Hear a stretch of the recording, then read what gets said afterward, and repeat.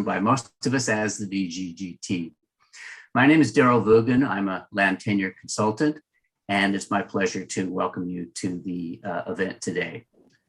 Before we get started, I want to mention that this webinar is being interpreted and available in both English and French. Both will be provided. If you want to access the interpretation function, you can see directions on your screen. Essentially, click the interpretation button at the bottom of the screen and then select the language that you wish to use. So a brief overview of how we got to where we are today and what we're going to talk about. Over the past 9 years, FAO has led this $15 million project on supporting implementation of the VGGT. The project has helped countries make political commitments towards the eradication of hunger, food insecurity, and malnutrition, with an objective of increasing awareness among decision makers, development partners, and society at large regarding access to natural resources. The project enhanced global processes to improve the governance of tenure through collaborative partnerships for longer lasting impacts while promoting the application of VGGT capacity development tools and materials. This initiative addressed tenure rights of vulnerable groups, gender equality, conflict prevention, increased participation, and multi-stakeholder processes. The geographical coverage of the project included countries and regions in Africa, Asia, and Latin America. As many of you have seen, for the past few weeks, FAO and the Land Portal held an online discussion to facilitate the collection of knowledge generated experiences and lessons learned during the project. We now have the opportunity in this webinar to learn more about some of these experiences and some of that learning. As you know from your registration, today's event will focus on project activities in Asia and East Africa. Now, a brief overview of the agenda before we start the program. First, there will be some opening remarks from one of our friends at FAO, followed by overviews of some of the activities in the Mekong region and then in Africa. We'll then move on to our first panel discussion featuring some of those directly involved in project activities in those regions, and that will be followed by a question and answer session. We'll then go to a short break, and when we come back, we will have two presentations on integrating the VGGT into the UN Convention to Combat Desertification. And again, there'll be an opportunity for Q&A. We'll then have some key takeaways from the webinar and then close out the session. Now, before I turn it over to our first speaker, I'd like to mention that for those of you who may have questions during the webinar, and I'm sure there will be many, please use the Q&A function in Zoom, which you'll find at the bottom of your Zoom screen. It will work much better if you use that function rather than the chat. We may not see all of your questions in the chat function. So with that, and without further ado, I would like to hand it over to Adriano Campolina of FAO for his opening remarks. Thanks very much. Thank you very much, Daryl, and good morning and good afternoon, colleagues. It's a great pleasure to be here. My name is Adriano Campolina. I am the team leader for the land tenure team in FAO, and it is such a humbling experience to be among all this wealth of experience on land tenure issues. It's really a great pleasure to be with you, and I'm looking forward to learn from your experience. Following the endorsement of the VGGT in 2012, FAO was mandated by the CFS to lead and promote the implementation. To achieve this, FAO formulated a global project with the objective of helping countries make explicit political commitments and allocate resources to eradicate hunger, food insecurity, and malnutrition. The project, supporting implementation of the voluntary guidelines on the responsible governance of tenure of land, fisheries, and forests, was aimed at enhancing global processes to improve governance of tenure, to build the capacity to improve governance of tenure in countries and regions by providing targeted technical assistance to countries through a focused and thematic approach. The implementation of the project was supported by donor funding from Switzerland, Italy, France, Belgium, and Sweden, who are joining us to celebrate this 9-year journey that would not have been possible without them. The geographical coverage of the project was global, including countries in Latin America, Africa, Asia, where the project addressed various tenure-related challenges. One of the key areas that the project focused on was awareness raising on the VGGT through well-designed series of national workshops and participation of FAO at conferences and other flagship events around the world. This created a critical mass of informed change agents who included lawmakers, policymakers, civil society leaders, academia, and producer organizations and indigenous communities across the world. The VGGT became an important global reference document for tenure governance among parliamentarians at country and regional levels, influencing the design of regional interventions to achieve food and nutrition security. As a result of the awareness raising, VGGT uptake has been unprecedented since the endorsement. The demand for the application has been growing from year to year. The project also embarked on production and dissemination of VGGT capacity development tools in the form of technical guides and toolkits, e-learning modules, and learning programs. The 9-year period of VGGT implementation has resulted in the production of over 12 VGGT technical guides covering various thematic areas of tenure governance, including gender in land governance, FPIC, land-based investments, recording of tenure rights, valuation, special plan, and governance of pastoral tenure. The VGGT, various technical guides, learning programs, and tools have also been translated into various languages, and popular versions have been developed to facilitate the application and contextualization. Establishing and strengthening partnerships to increase collaborative action at global, regional, and country levels was yet another strategy for the project. For example, in Africa, the project partnered with the African Union to promote the implementation of the VGGT in coherence with the African Union framework and guidelines on land policy in Africa.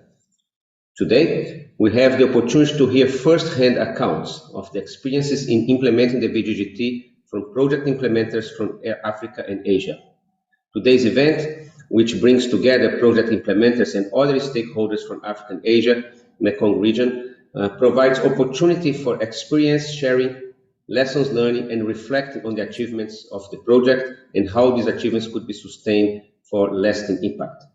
The experts from Africa who have been applying the VGGT in the context of the African Union framework and guidelines will also shed light on this unique approach and partnership and how it has benefited tenure governance in their jurisdictions.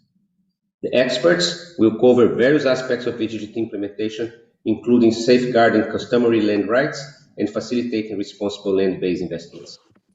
During the deliberations, we also expect to have an open discussion that will identify the strengths and weaknesses of VGGT implementation over the past 9 years and make concrete recommendations for future designs of VGGT interventions at country and regional levels. The 9 years journey that we have traveled has revealed that the demand for VGGT implementation has significantly increased, and the demand to integrate VGGT with other natural resource governance frameworks has also been on the increase.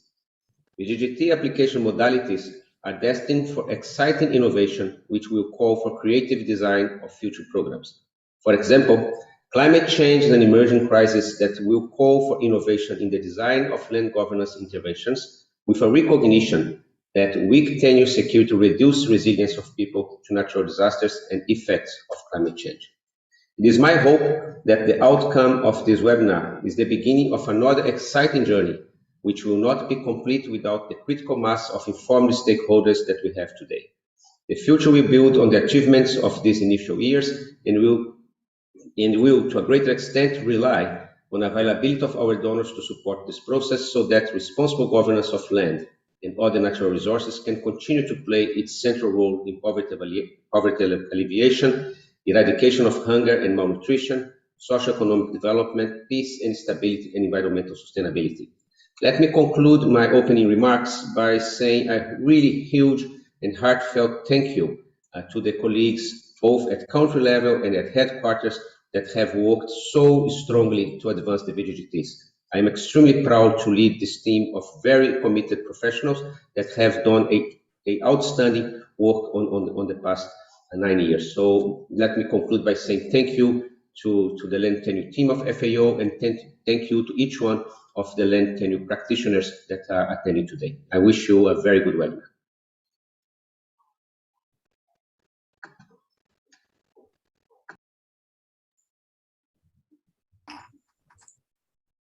Thank you, Adriano. Much appreciated for those opening remarks. I would now like to turn the program over to Louisa Janssen of FAO, who will tell us about activities in the Mekong region. Louisa. Thank you, Daryl, and welcome to everyone. It's a pleasure to be able to give an overview of the activities in the Mekong region. Let me start by first introducing myself. I'm a land tenure officer working under this program and related trust fund projects in Africa and Asia, and especially in the Mekong region in Asia, and that's the work that I'm going to present today. I would also like to emphasize that this work is carried out in close cooperation with the regional office for Asia and the Pacific, and with my colleague Mariana Bicchieri. So what I'm going to present is our joint work in the region. I will start with sharing my screen.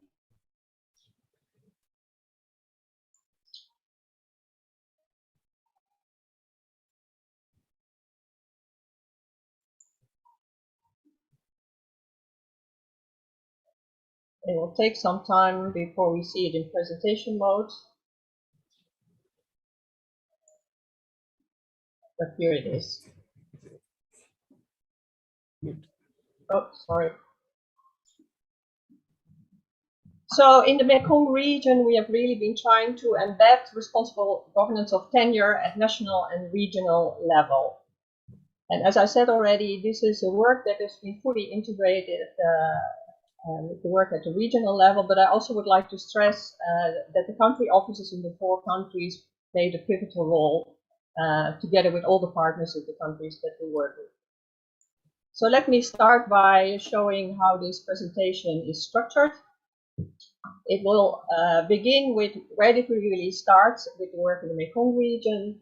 Then I will present the results at country level, first by introducing the overall approach that was used in the 4 countries. Then I will turn to the results at regional level, and I will finish with where are we now, what we have achieved, and what is the way forward. So it's important for understanding the work in the Mekong region to understand that the voluntary guidelines were translated into 4 national languages as shown here in the slide. And this greatly facilitated working in the Mekong region where English is not always a common language or any of the other languages as used by the UN system. So where did we start? Well, this basically started with examining complementarities with the Mekong region land governance project. So already well before the start of this project, especially its second phase, in 2015, we already started to collaborate with the MRLG, especially at the regional consultation and planning workshop that was held in Bangkok in March 2015, where we discussed windows of opportunities in the 4 countries to start mainstreaming the voluntary guidelines into other work. And the MRLG also set the scene with an analysis of the political economy of land governance in the 4 countries, which was very helpful for the work that we also did, because this provided a general overview of the issues in each of the countries. In the same year, Mariana organized a regional multi-stakeholder consultation for a whole group of countries in Asia and the Pacific, and the 4 countries of the Mekong were part of this regional consultation. In 2016, we participated in the first Mekong Region Land Forum that was held in Hanoi, and in which one of our partners also played a pivotal role in the organization, AgroInfo. I will come to that later. And at the end of the year, we were actually invited to become a member of the MRLG Advisory Council, that provides guidance and advice to the project steering committee of the MRLG project, which we accepted. So all of these activities led to the development of a concept note in which FAO had formulated a work program to complement and strengthen the MRLG project. And this was approved in October 2017, after which operational activities in the 4 countries started. So let me now turn to the results at national level. And this is really about support to strengthen national policy, legal and organizational frameworks, and coordination mechanisms. Well, first of all, it's important to understand our overall approach in the Mekong region. So FAO has an added advantage in a number of dedicated fields of work. And here I show you 4 closely intertwined and interacting aspects that are part of FAO's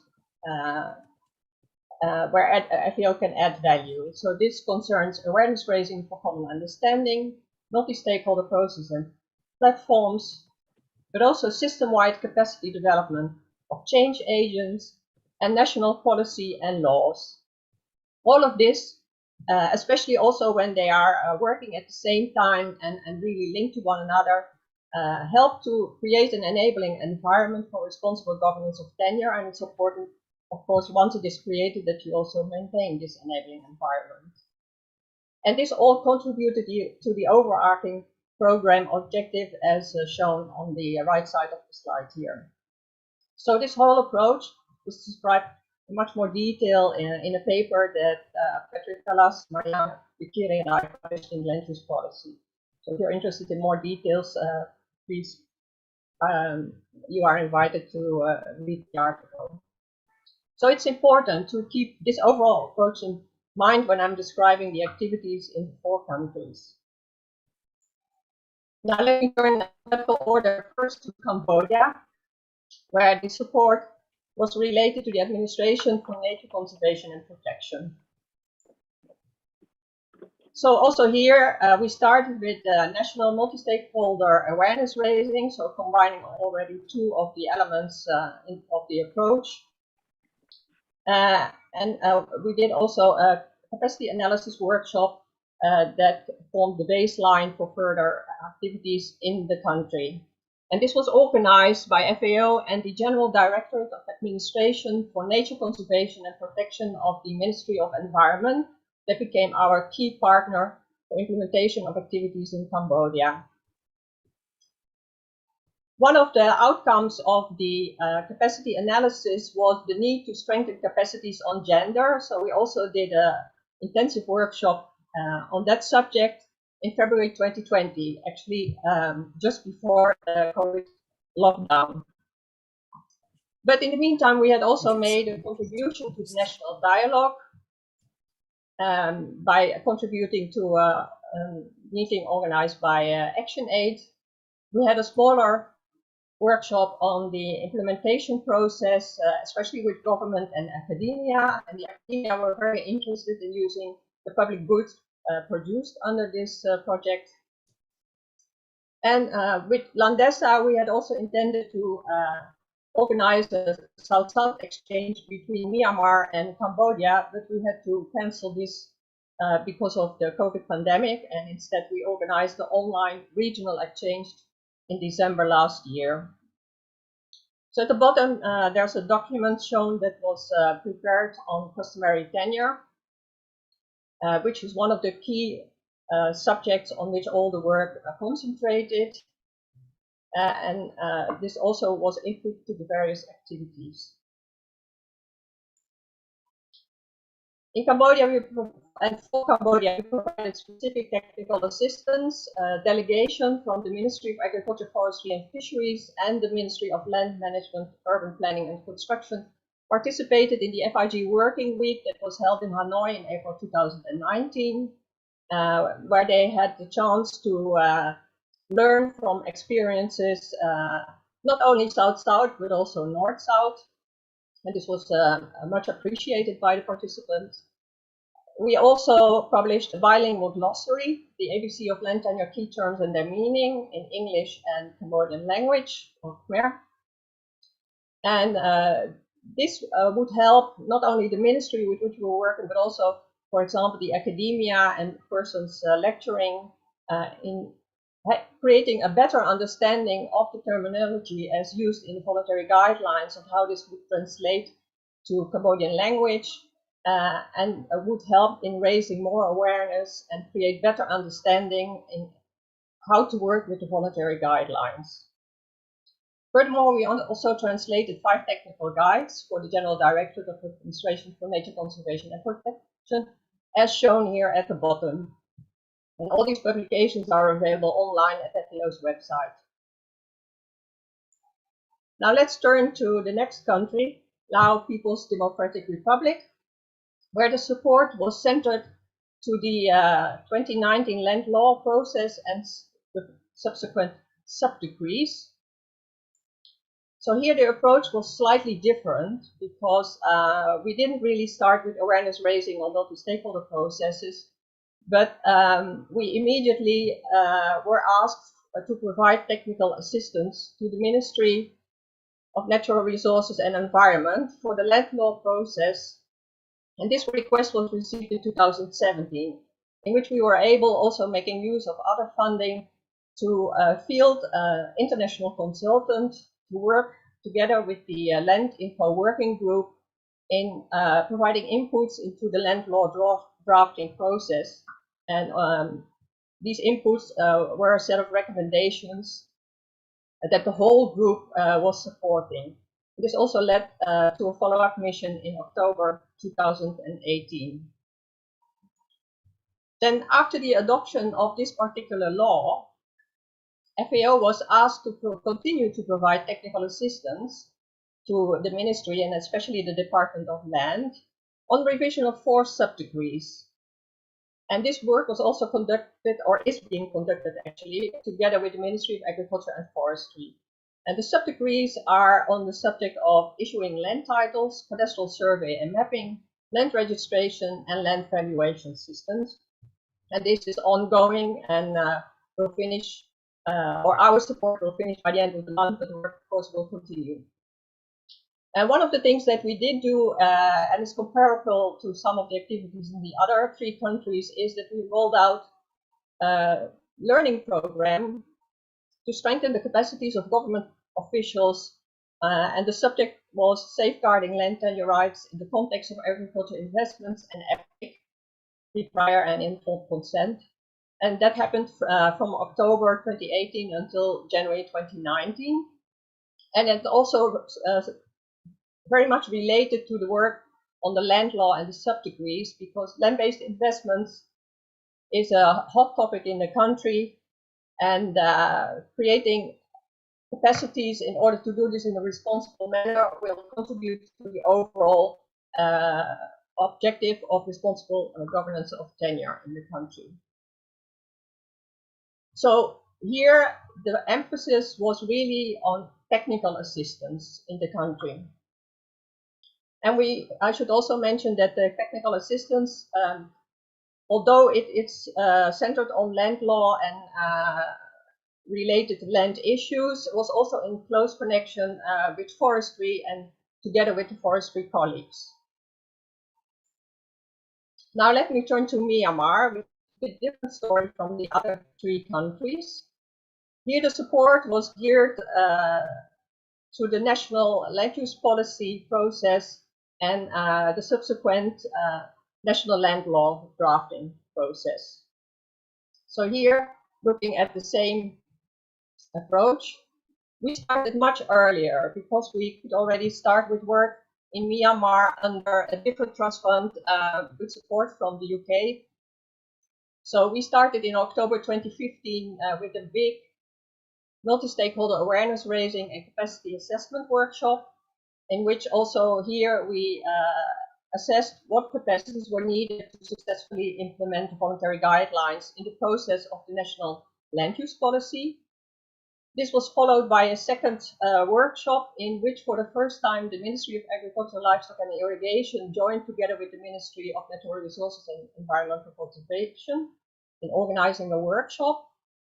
And these were really huge gathering of multi-stakeholders, exchanging views, exchanging ideas. So it was very rich in technical content and also in the possibility of creating connections between the different stakeholder groups.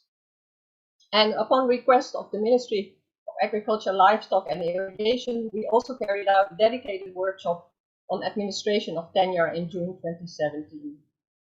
But before that, in the country, elections were held, and there was a period in which the new government did not really know what to do with the national land use policy that was adopted by the previous government.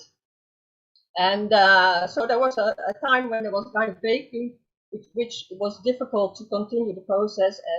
And we took the opportunity then, together with USAID, EU, and the Land Corps Group, to organize a workshop dedicated to private sector on land-based investments, in which we found that international private sector is very much aware of the international instruments like VGGT, but also CFSRI, and is aware how to apply them and how to be in line with what's internationally considered to be good practice. Whereas national private sector companies are much less informed about it.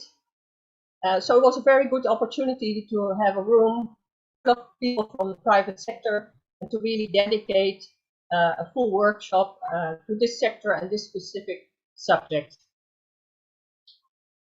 Now, in the meantime, the National Land Use Policy and FAO's role in it also created the possibility that FAO was really established as a partner in this process. So this led to further work, in the next slide, in which FAO, because of the subjects that were mentioned in the National Land Use Policy, also rolled out the learning program on safeguarding land tenure rights in the context of agriculture, investment and ethics for government officials. And there we really had a rich mixture of different ministries involved and a very eager audience to learn more. And in 2019, we started a huge collaboration with LandBased to provide further technical assistance, but now in the implementation process of the National Land Use Policy, and with particular attention to the National Land Law drafting process. So we started in June in 2019 and finishing in January this year. And this technical assistance also comprised a study visit to Vietnam that I will discuss later on, which was a very important activity with important results. Now here at the bottom you see 12 documents that were all translated in Myanmar language in order to facilitate the work of mainstreaming the voluntary guidelines into the implementation process of the National Land Use Policy, and that covered a whole range of subjects that were relevant to the two ministries with which we were working, but also relevant to all the civil society organizations working with us. And also here we produced the glossary to facilitate working with the voluntary guidelines.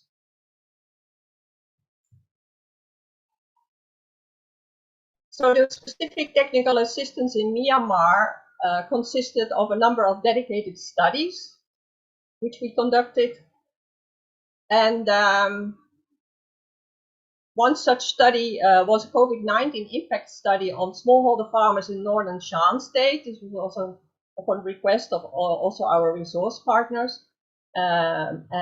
This is about to be published, as shown below.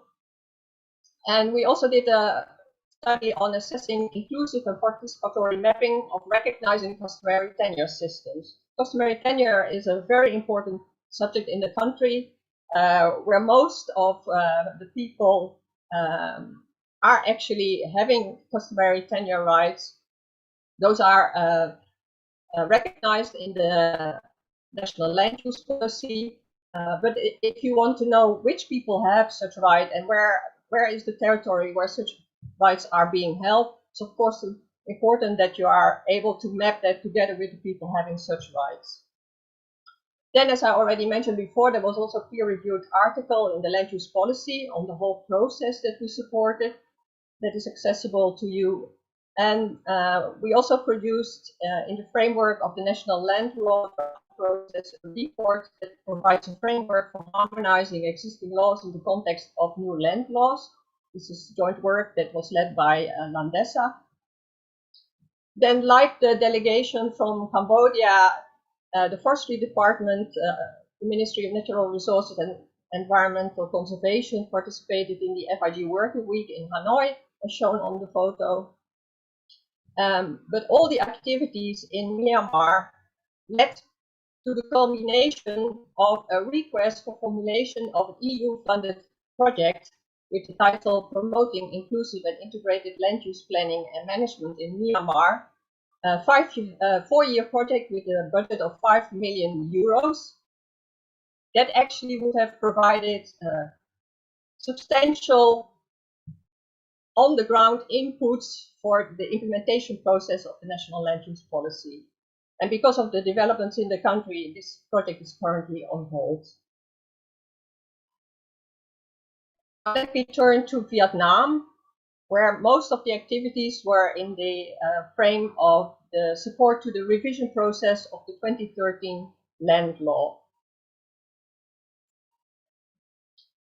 We go back again to our national approach.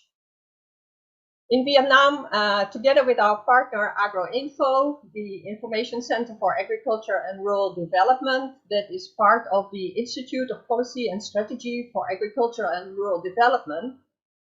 This institute is actually kind of think tank for the Ministry of Agriculture and Rural Development. We organized the first multi-stakeholder awareness raising and capacity analysis workshop in July 2018. Now, Vietnam was not new to the voluntary guidelines because they had already participated in a lot of activities organized by others, and they had played a very critical role in the organization of the first Mekong Region Land Forum. So we could dive into the technical contents of the work straight away. So one of the subjects that came out of the capacity analysis was also the subject of agriculture investment. And in the case of Vietnam, it was very interesting because those investments do not only take place in Vietnam, but Vietnam is also investing in other neighboring countries. So the focus in the rollout of the learning program to strengthen the capacities was a bit different from the rollout in Myanmar and Laos. And upon request of Vietnam, we also included a module on gender equality. So this activity took place from February 2020 until May this year. And it was really successful. It was conducted under not so easy circumstances because of the COVID pandemic. But the participants of the rollout of this program came up with suggestions for a follow-up, which is currently in its last stages. And this basically concerns rolling out this program at provincial level, because this is the level where activities really are implemented. And here again, AgroInfo is our partner, and this work started in March this year and will be completed by next month. So all the materials that they will be using will be have been translated already in Vietnamese, and currently AgroInfo is really waiting to really plan the last couple of activities under this learning program. But one of the things of the technical assistance focus in Vietnam was that there was a window of opportunity to provide assistance to the 2013 land law revision process. And in particularly in this revision process, FAO together with AgroInfo again was looking at land accumulation and land concentration, with work in 6 case study areas to collect evidence from the ground. And this work was conducted in March 2019 until August this year. And the results of this work and field evidence collected is now being prepared for publication. So this is one of the examples where we really were able to collect evidence from the field, how to mainstream voluntary guidelines in this particular revision process, but also on this particular topic.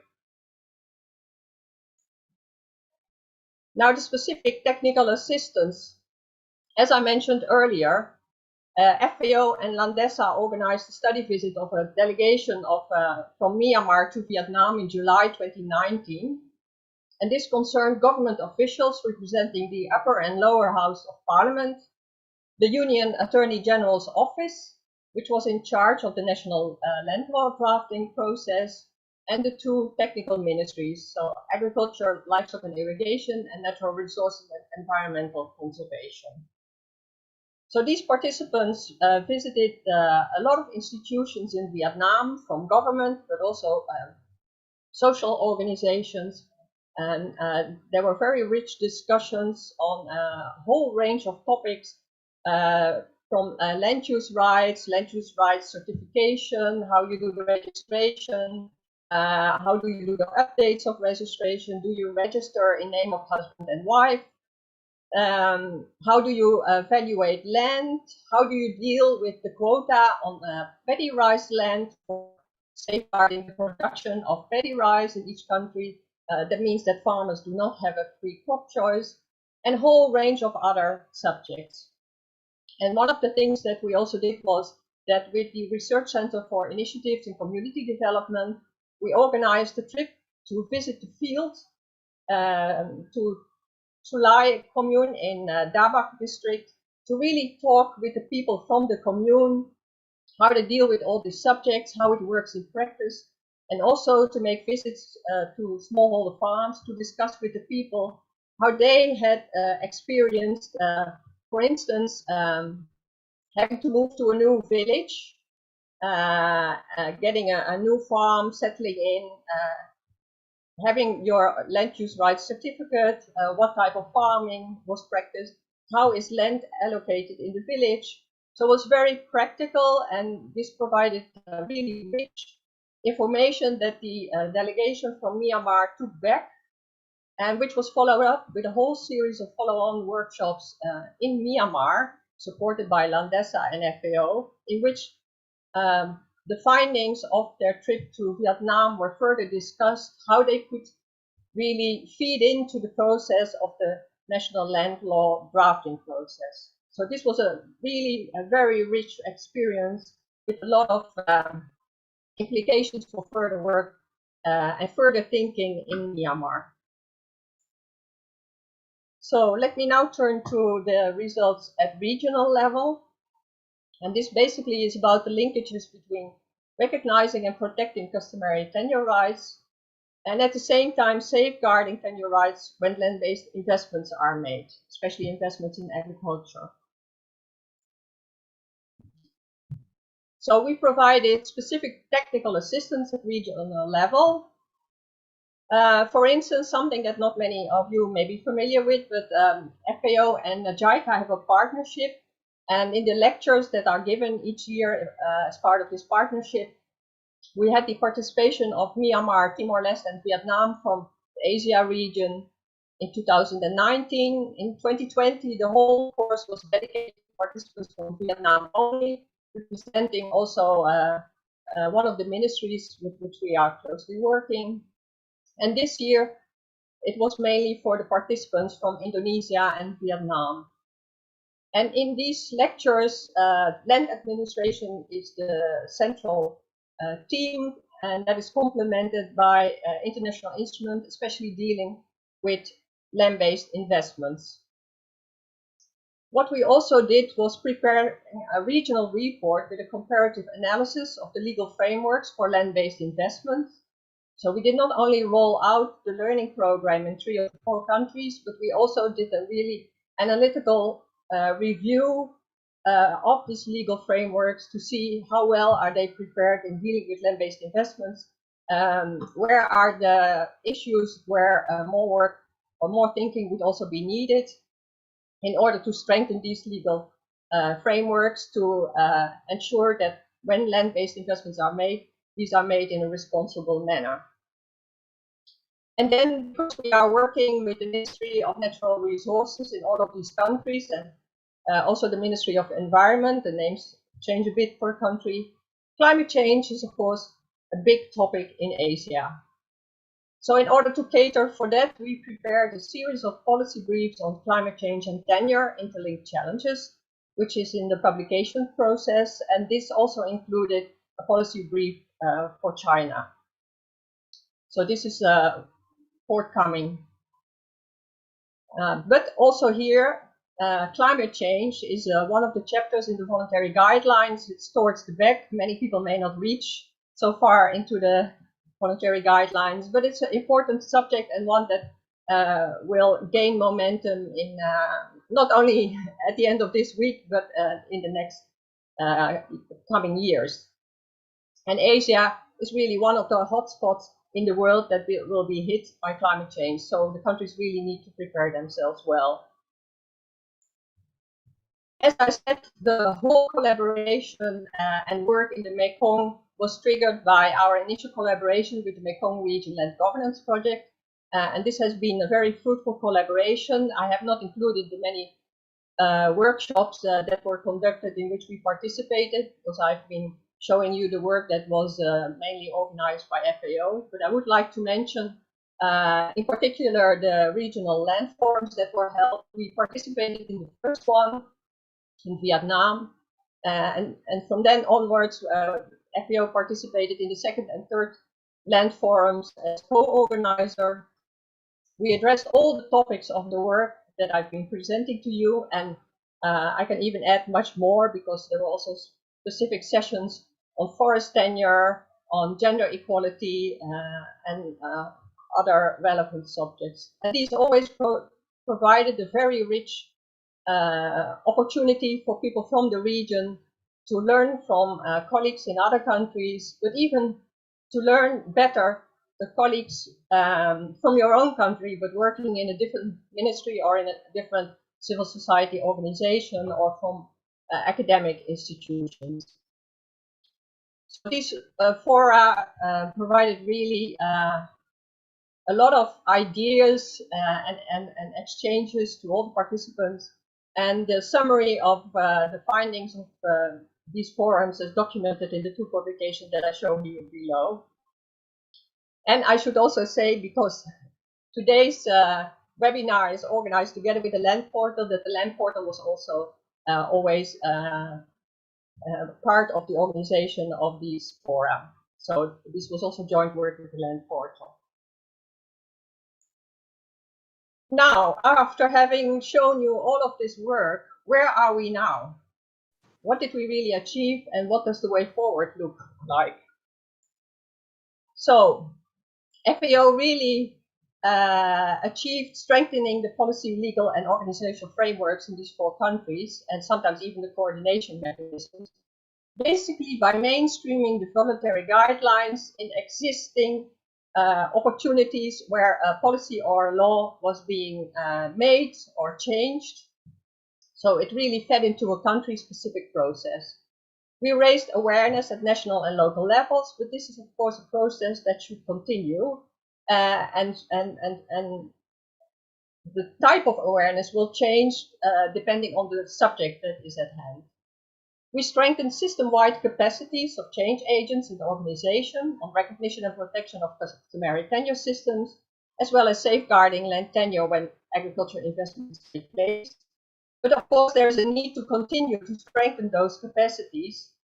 We started mainly at national level, but as you see from the example in Vietnam, this strengthening needs to continue at local levels where actual implementation takes place, and by capacitated more and more change agents and organizations.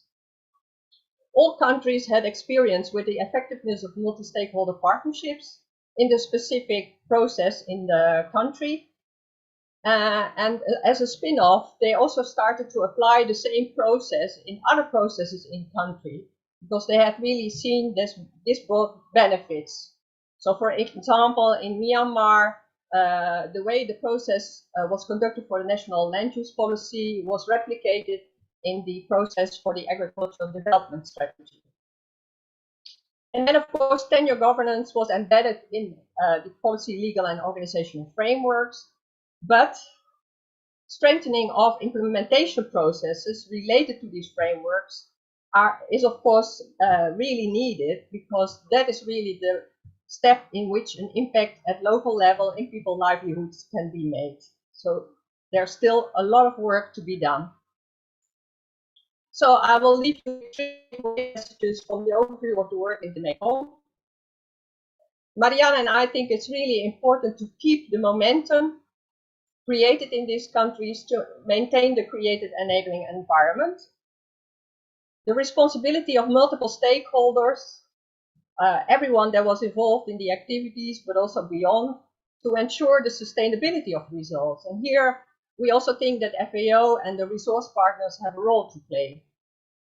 And of course, improve tenure governance for the benefit of all, which is the objective of voluntary guidelines. Want you to really understand that this is a long-term process. So though we have been working already for several years, and the work in Mekong started in 2017, this long-term process is not yet finished. So there's much more to be done, and we should also take an opportunity to make an inventory of where FAO could add further value in the processes that are ongoing in these countries, as well as all other countries in which such processes take place. And with that, I would like to thank you for your attention, and I hand over to my colleague, McKay.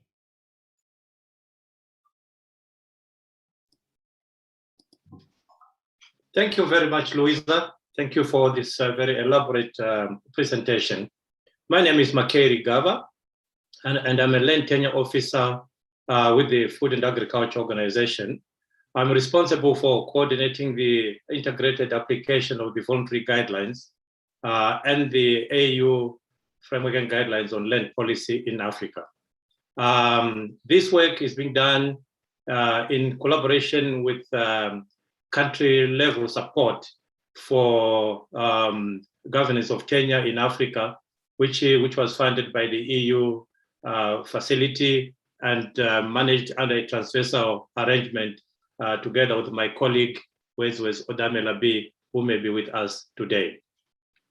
Ladies and gentlemen, colleagues and friends, over the past 4 years, the world has witnessed a reversal of fortunes with successive worsening of global food security situation. With close to 1 billion hungry people and Africa contributing about 21% of that number, the SDG target of zero hunger by 2030 is fast slipping away. There's a wide consensus that responsible governance of tenure, especially in Africa, can significantly contribute to poverty reduction, improved food security, peace and stability. The promotion of responsible governance of tenure over the years has shown that critical mass of informed agents and a commitment at political level could significantly change this trend. Now, turning to my presentation, which I'm going to share with you now. Sorry.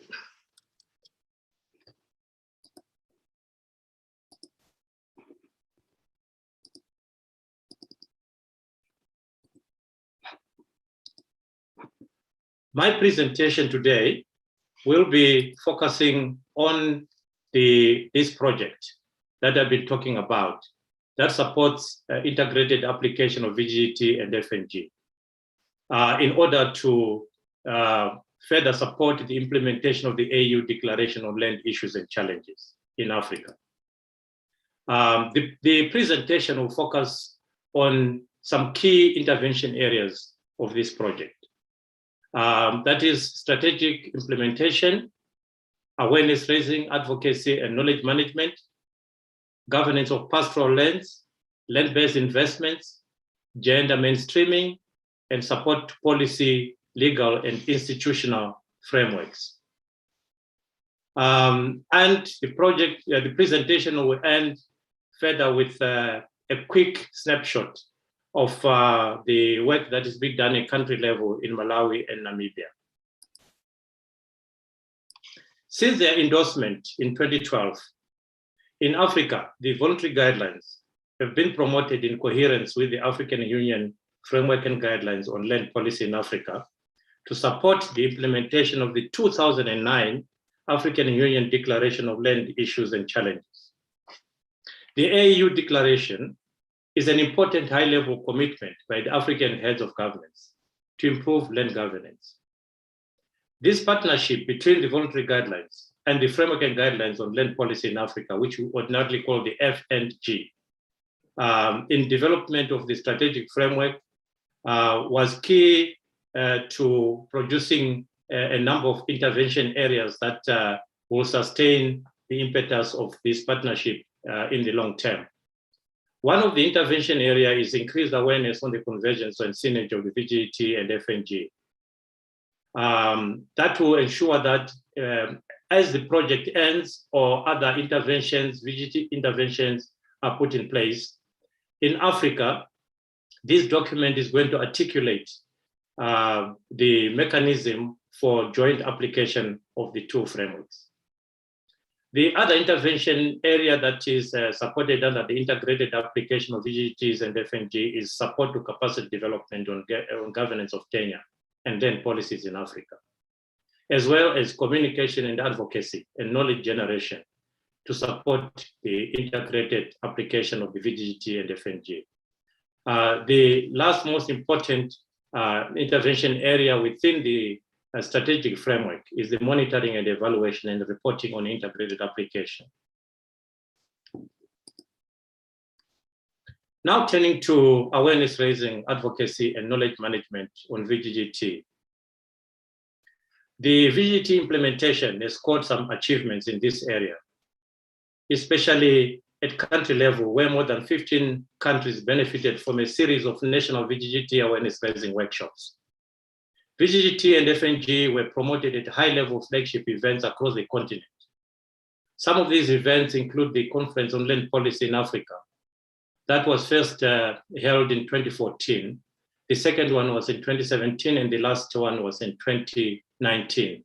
We are looking forward to attending the fourth conference, which is in 2021, in a few weeks' time. The UNGGIM was another venue where most stakeholders attended, including technical people and practitioners in land governance, where the VGGT and F&G were promoted. VGGT and F&G were also promoted at various African Land Policy Center meetings and workshops. Meetings held by the African Union and the Economic Commission for Africa. Under the same project, we also developed jointly with the Transversal Project under the EU Land Governance Program, a web-based knowledge management platform, which is now hosted with the Land Policy Center to ensure that it can continue to serve the African member states and support land policy development in those countries. This KMP knowledge management platform contains various tools and materials to support land policy development and implementation. The VGT were translated into various local languages under the same project, including Amharic for Ethiopia, Chichewa for Malawi, Siswati for Eswatini, Ocherero and Kwakoha for Namibia, as well as Swahili to cover a number of countries in East Africa. It's important here to mention that this translation supported the declaration of the Swahili language as an additional African Union language. A number of capacity development tools were also produced covering thematic areas such as customary land rights, governance of pastoral lands, and land-based investments. The intervention also supported the establishment of the African Journal for Land Policy and Geospatial Sciences, which is an open access journal to which we all invite you to pay your attention. Regarding promoting VGGT for responsible governance of pastoral lands, the project supported the establishment of the IGAD Land Governance and Pastoralism Platform, which integrates the VGGT and F&G with regional instruments such as the AU Policy Framework on Pastoralism. In the Sahel region, VGGT implementation developed the regional and country level institutional capacities and knowledge and on governance of pastoral lands. The countries that were impacted include Niger, Mali, Mauritania, and Senegal. I take this opportunity to announce tomorrow's webinar that will give more details on governance of pastoral lands in West Africa. Within the second session of this webinar, which will focus on West Africa and Latin America. The project also promoted responsible land-based investments through an integrated application of the VGGT tools with the African Union guiding principles on large-scale land-based investments. In Malawi, the government agencies were trained on management of large-scale land-based investments using the VGGT and guiding principles on large-scale land-based investments. In Ethiopia, the land-based investments in agriculture were reviewed in line with the VGGT and the guiding principles on large-scale land-based investments to ensure that the investments respect legitimate tenure rights of resident populations and promote food security. Now turning to policy, legal, and institutional reforms.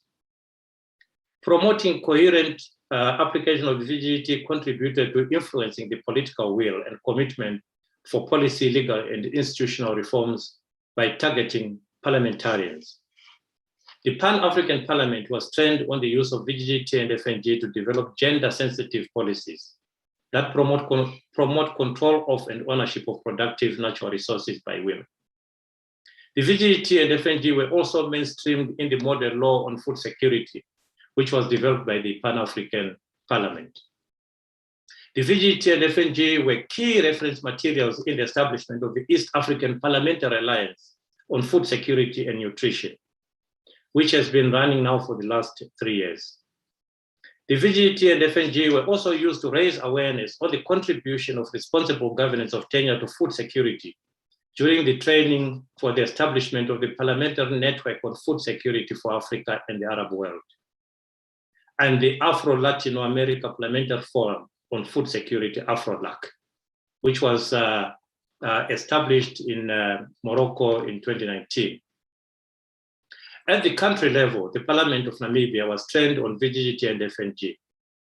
This training resulted in a recommendation to mainstream the training on VGGT into the induction and orientation of new members of Parliament every 5 years.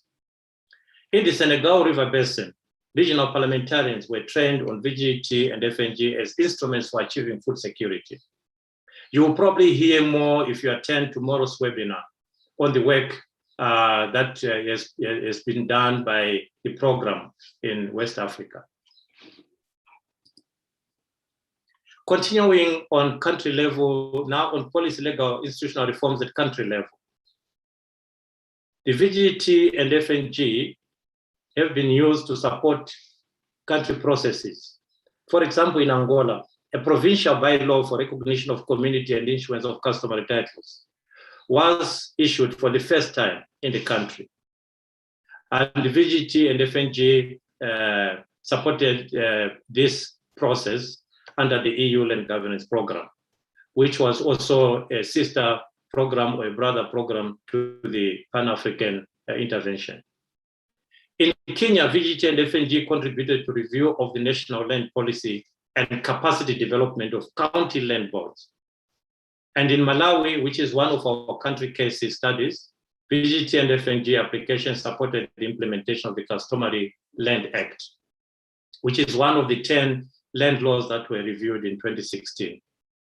In Niger, the VGGT and FNG were instrumental in informing and guiding the national land policy review. You will hear more about this remarkable success in tomorrow's session of the webinar. In Mauritania, the VGGT implementation catalyzed the national land reform process, while in Guinea, it triggered the process of national land policy reform, which is still ongoing. On gender mainstreaming, the application of the VGGT in coherence of the framework and guidelines on land policy in Africa has contributed to the implementation of the AU Declaration on Land Issues and Challenges with regard to gender equality and access to land. The AU Declaration specifically mentions the need for land policies to address access to land by women. The multi-stakeholder platforms that have been supported by FAO and established at the country level are now using the VGGT as well as the framework and guidelines to raise awareness on gender in land governance. In Senegal, for example, a methodology to document women's land rights has been developed, guided by the voluntary guidelines. Turning to multi-stakeholder platforms, over 28 multi-stakeholder platforms have been integrated VGGT principles into their work on land governance. You will hear more tomorrow about the multi-stakeholder platforms in West Africa, in the Senegal River Basin. In Niger, Sierra Leone, Malawi, Senegal, and Mali, the MSPs helped to give direction to new land policies using VGGT principles. Now I want to turn to the two country cases. We'll hear more about the two country cases in Malawi and Namibia during the panel discussions. In Malawi, the VGGT implementation supported implementation of the Customary Land Act, while in Namibia, it supported capacity development of law and policymakers and government officials on the use of the VGGT and FNG in improving the administration of communal land.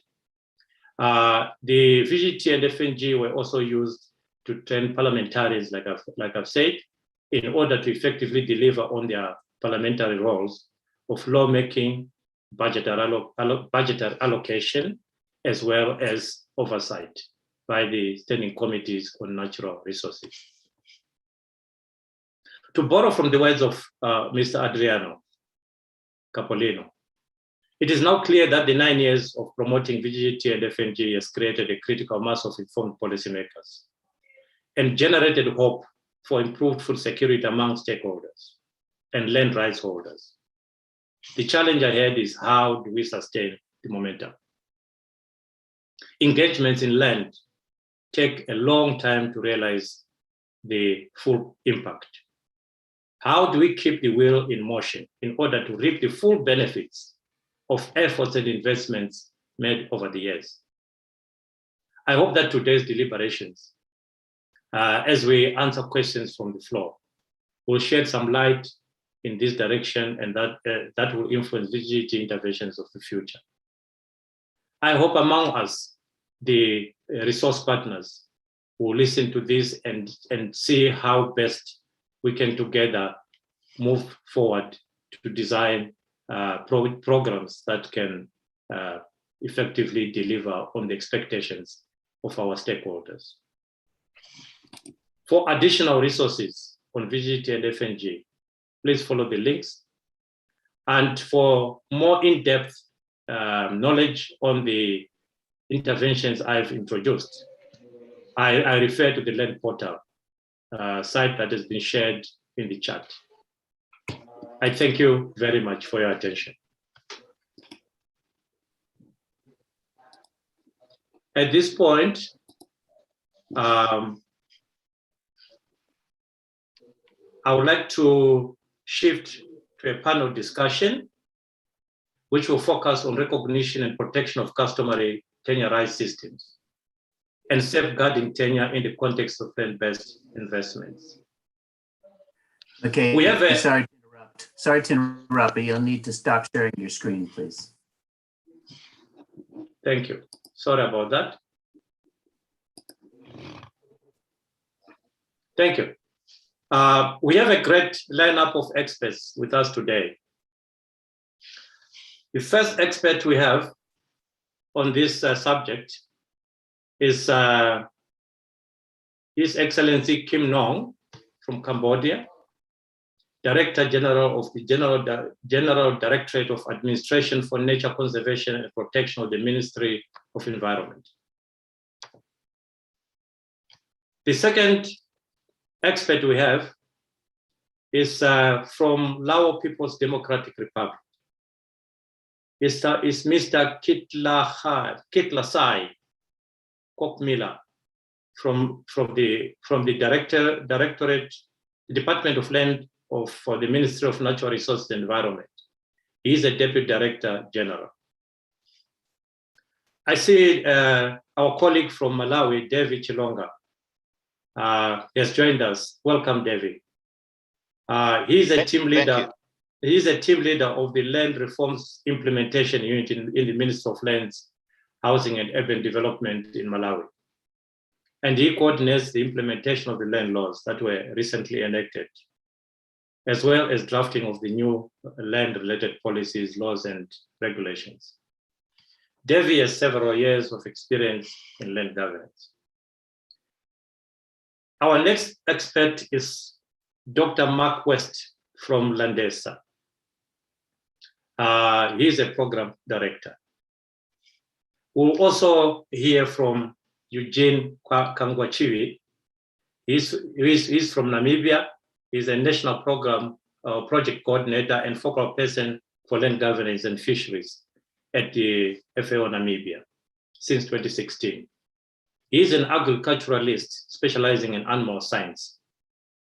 Eugene has worked as an agricultural extension officer and senior agricultural business analyst responsible for bilateral and multilateral cooperation in the then Ministry of Agriculture, Water and Rural Development, which is now the Ministry of Agriculture, Water and Land Reform. We have also, lastly, Dr. Phong An Nguyen from Vietnam. He is the Director of Information of the Information Center for Agriculture and Rural Development, AgroInfo, of the Institute of Policy and Strategy for Agriculture and Rural Development, website. We will begin with a round of dialogue. Okay, you can see what a very well-experienced panel we have. We will begin with a round of dialogue with our esteemed panelists, which will be followed by a question and answer session. We encourage you to ask any questions you might have using the feature which is provided for in Zoom for doing so. I now hand over to Louisa Jansen to take the panel forward. Louisa, over to you. Thank you, McKay. It's my pleasure to moderate this first round of questions with our esteemed panelists. And I have the pleasure to start off with a question for His Excellency Kim Nong from the Ministry of Environment in Cambodia, and he is the Director General of the General Directorate of Administration for Nature Conservation and Protection, which is our prime partner in Cambodia. Welcome, Mr. Nong. Cambodia. Okay. I think you are in the UK because you will be attending the COP26, so it's a pleasure having you today on the panel. We also should be aware that you have been very busy accompanying the minister to this important meeting that will start late this week. So very nice to have you in our panel. Let me start by asking you, Cambodia is one of the few countries in Southeast Asia that fully acknowledges indigenous peoples' rights to their customary land in the national legislation. So how can your directorate, the Directorate of Administration for Nature Conservation and Protection, contribute to the recognition and protection of customary tenure systems in Cambodia? Mr. Nong, over to you. Okay, good afternoon, everybody, and good morning, everybody too. Maybe someone in the morning, and we are here in afternoon. And sorry, I had a technical problem. I could not show my face in the Zoom. I don't know, and I try to add my staff to fix there. And nice to meet all of you. And related to our experience to work with FAO on VGGT. That I would like to let all of you know that Cambodia, they have 72 protected area and a number of the biodiversity corridor. They have around 7.2 million hectares. like equal 41% under of Cambodia land that under authority by the Ministry of Environment, especially for my General Directorate of Administration for Nature Conservation and Protection as a responsible to do that. But to manage this, we have a protected area law that have the mention that protected area law, they have the important to make the for zoning. That first we call core zone, they are strong protection and strict protection. And second, conservation zone, they are we try to protect all biodiversity and but allow some people in like research or the purpose for the study. And third is we call a sustainable use zone. The sustainable use zone, they are in the law, they are say that for the economic development, that they will make the community protected area or the private sector to invest or the agroforestry or other ecotourism, etc. And the third, then the fourth one, we call community zone. Community zone is all the area of land. There are the people in a community or indigenous people that live a long time. They have some rice field or farming or that. That we identify as the community zone that allow for the land title for the local people use their own for right. This because based on this law, we still on working on the how to identify the zoning of working for manage of the land in protected area. So the VGGT is one guideline that can additional help to improve our for law practice law enforcement or sometimes provide like prepare of boundary demarcation for land registration, management of the zoning plan, and to clarify, identify or the protect core area, conservation area or inside protected area. That they help for us with the tool. One other that we can strengthening of the law enforcement to ensure the sustainable reduce or eradication of the illegal activity, and also contribution of existing protected area to local community livelihood in and around protected area, resolving land use conflict in and around protected area through the zoning classification, and also they can help provide the capacity being the like technical training of the ranger or in and protected area staff, and with the local people they can collaboration each other. And this part is help a lot to our work to improve our management in the protected area in Cambodia. Sorry, I can't tell my staff to click for my picture. It's a bit... No, you have a beautiful picture. No, you are basically stressing the interlinkages between conservation and protection of areas, how they are linked to land use planning, land use zoning, but also to land tenure, because land tenure rights have, of course, not only rights, they also have duties, and those should, of course, be aligned to the land use zoning. And that should be aligned, of course, to the bigger land use plan in the area being protected. You know, I thought based on our law, for when we or each protected area, when we have we identify all the zoning, we should have a lot of public consultation amount of relevant stakeholder. Like we can have some representative of local community or indigenous people, local authority, and other relevant government technical department. You know, that we can identify why we need to this area as like core zone, why we need this area as a conservation zone, why we need this area as like a sustainable use zone, and why we put as the community zone. As like sometimes a lot of negotiation, because like when we make the protected area in Cambodia, they have a lot of village inside a protected area, and based on the the development and improve the population increase, so most the land like the use for the local people is need more than that for the agriculture expansion. So there are take a lot of time during in each protected area. That we do zoning take a long time, you know, to make clear why we need to identify like core area, conservation area, or a community area. You know, this work is still ongoing.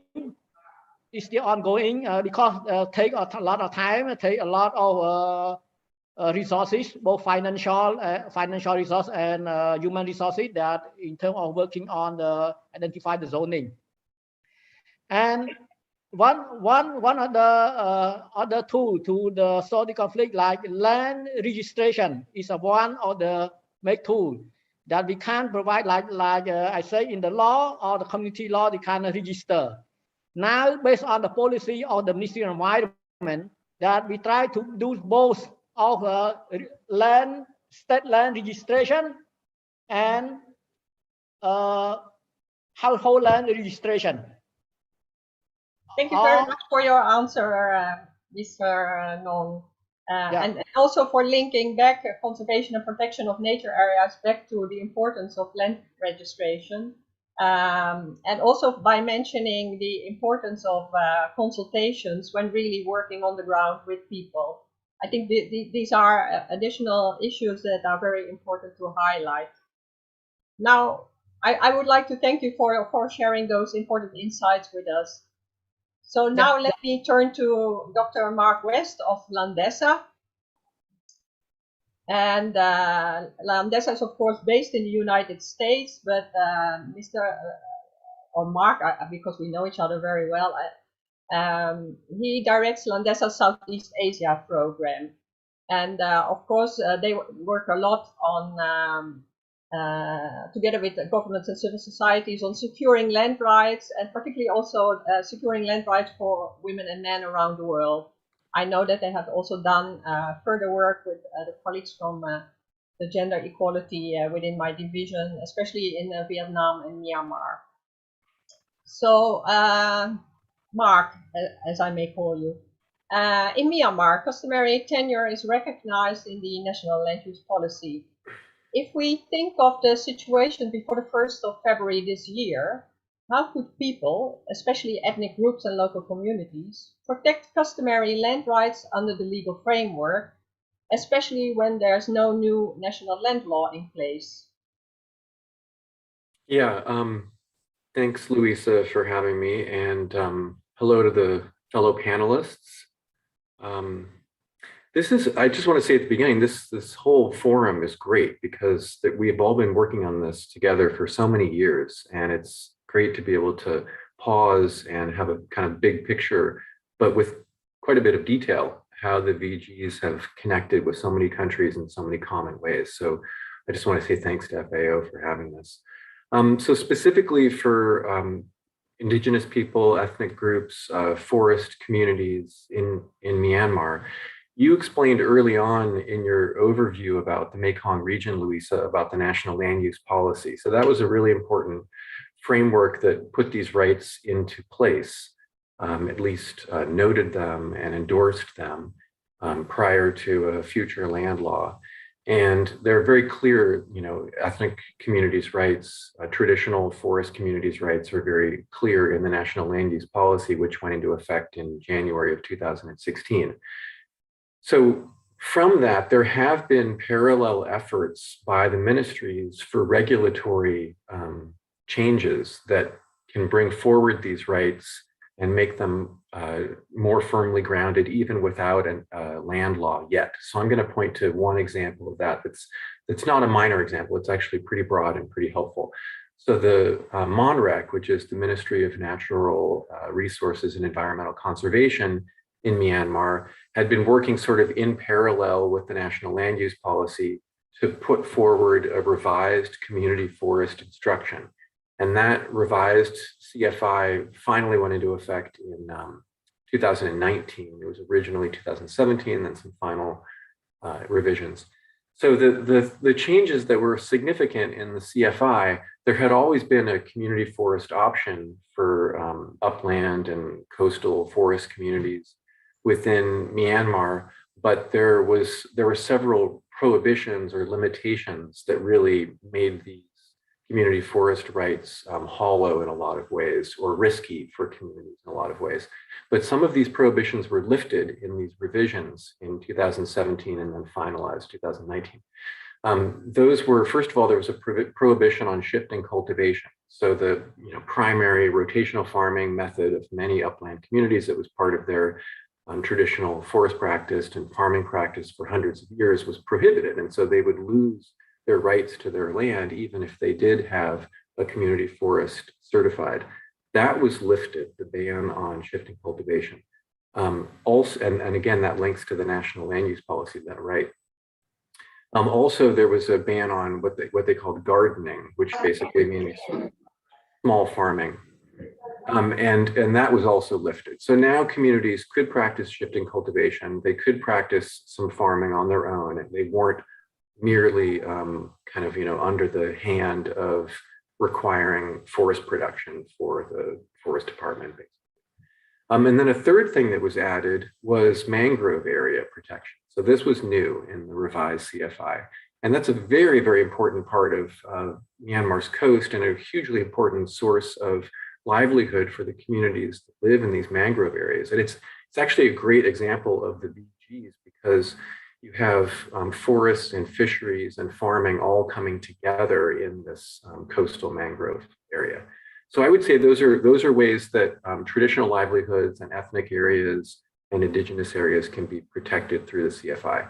I will add, though, that the picture is not all rosy in Myanmar. There were also legislative threats to these tenure rights that came up at the same time after the National Land Use Policy. For example, there's something called the VFV law, the Vacant, Fallow, and Virgin Lands Management Law, which was amended a couple of years ago, 2018, that these amendments were unfriendly. So they created more risks for farmers who were in these traditional areas that had maybe been designated a long time ago as vacant land, virgin land, and there were increased penalties that were potentially placed on these communities. So, sort of some positives, some negatives.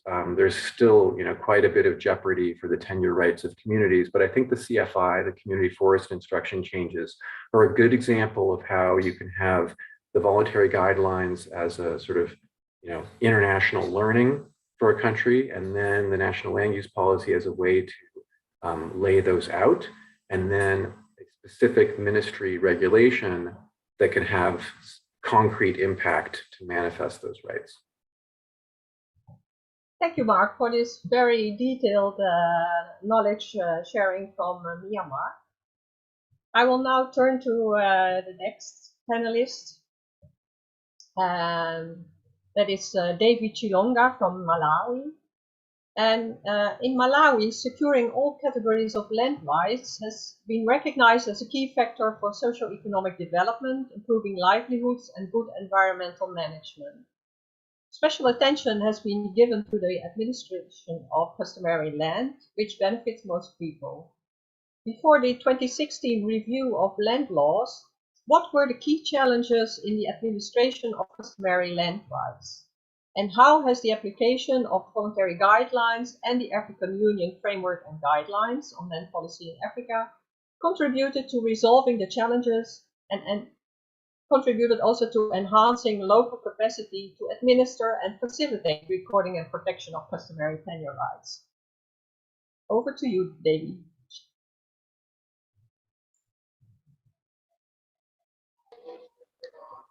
Thank you very much. There are several questions in one question, but I'll attempt to answer them accordingly. Thank you for having me. Before the 2016 review of the laws, we had tenure insecurity, a lot of land grabbing, boundary disputes, ownership disputes, and poor land use management, because most of the customer land, as it were, it was people had just to use the rights, and it's only this law which is providing for ownership of the holders or users of such land, and in that way addressing the challenges which we had from the time of independence. This has been assisted by the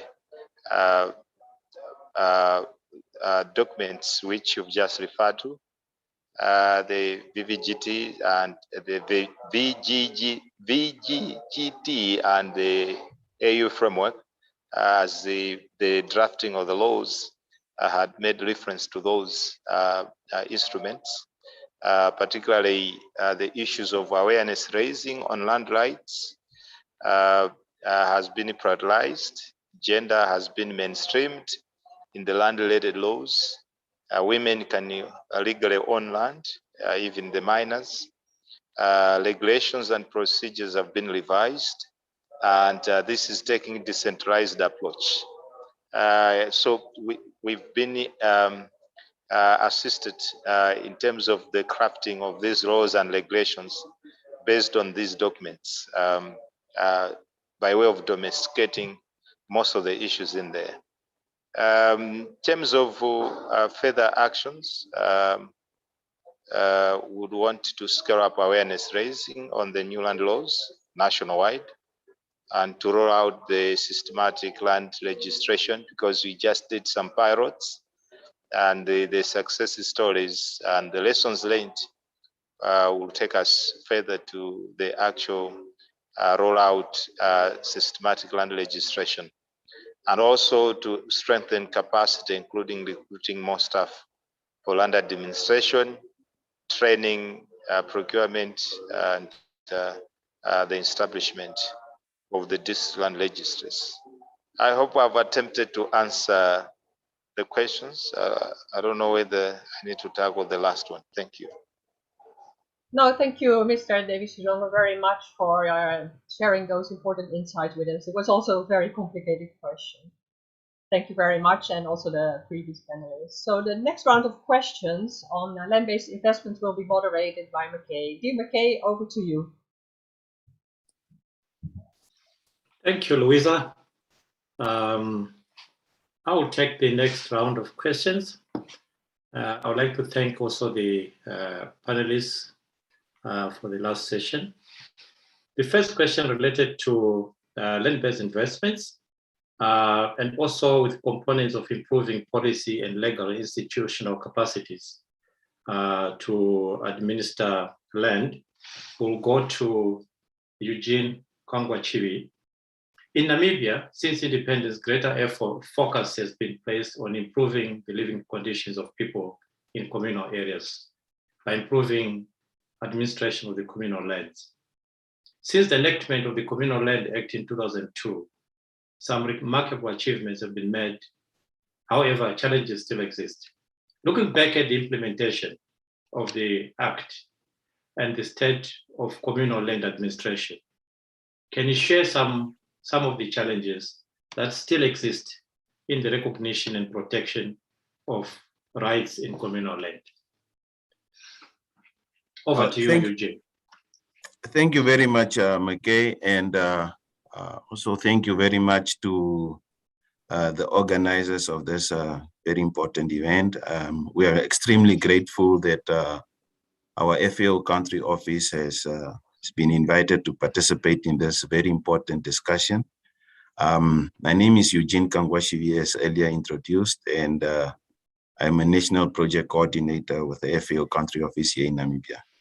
Well, maybe to start off, McKay, it's very important to understand that the land issue in Namibia is highly contested. It is fairly political, and it's also a very sensitive issue. And it should thus be dealt with utmost sensitivity, particularly given the colonial past that has resulted in vast dispossession of land from the local communities. So some of the current challenges that we are experiencing today actually emanate from this historical past. Now, jumping to post-independence era, the country found itself, facing all these challenges, and we had to now navigate through this maze of challenges. Now, what happened was Namibia held two consultative land conferences. One was in 1991, and the other one was held in 2018. But I would like maybe to start with the land conference of 1991, because that's the one that actually set the policy direction when it comes to land in Namibia. And two of the main outcomes of this conference was that communal lands had to be retained, expanded, and also retained, developed, and probably also expanded if possible.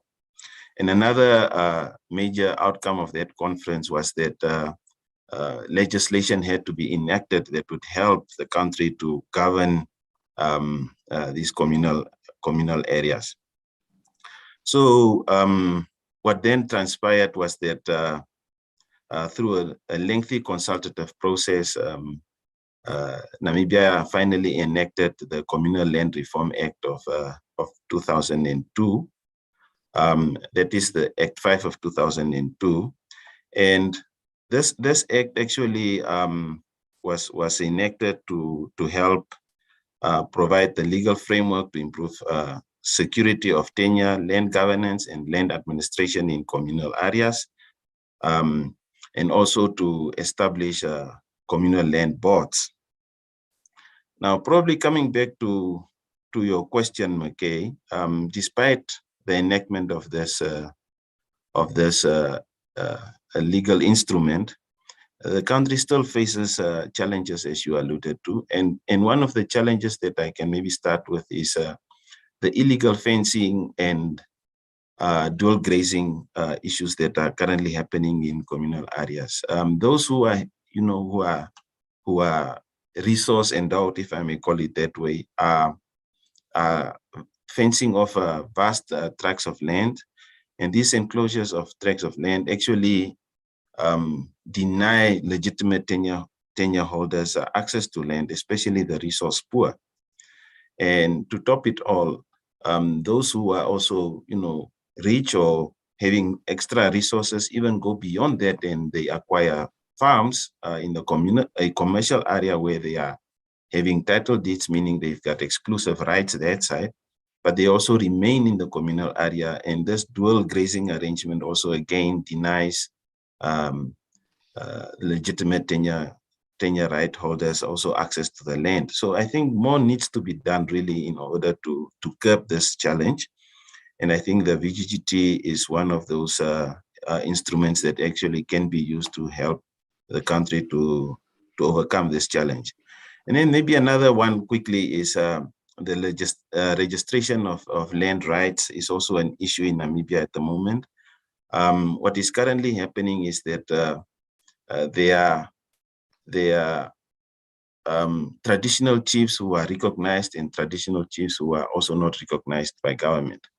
So, and this actually creates a bit of a conflict, not a bit of a conflict, but really conflict in terms of whose tenure rights should be recognized and registered after being granted these rights by the traditional chiefs. So that is something that needs to be addressed as well, and it's really creating a lot of animosity, and and some disputes have actually gone to courts because of this. Maybe another one quickly, because I know that we are pressed for time. Maybe another one is also the issue of gender equality and tenure rights. Despite a lot having been done to sort of equalize the playing field in terms of access to land, more still needs to be done, because women women in some areas are still, accessing land through men, either their husband or brothers or uncle and so on. And I think more needs to be done in order to guarantee and protect legitimate tenure rights of the vulnerable in society and also women. What another challenge that is also now coming up that is of concern is informal land market. Those who are granted tenure rights by the traditional chiefs sometimes would go and sell off these pieces of land to others with resources, maybe for income generation. And some of these people have now started to speculate in this process, actually. So what is happening is that those with resources would, fence off land and then sell it off to potential buyers, and actually now deny legitimate tenure right holders land access to this land because they would, be perceived as not being strong enough to face these people. And then the other one. Eugene, thank you. Eugene, thank you very much. Can you give us some challenges related to investments in communal areas and how the rights of communal landholders are being affected by these investments? Over to you.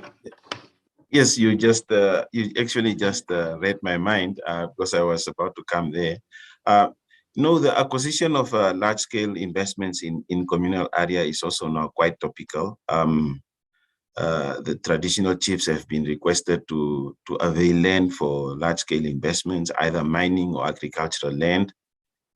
But it remains a challenge because the compensation process of those who are moved from the land is still not clear.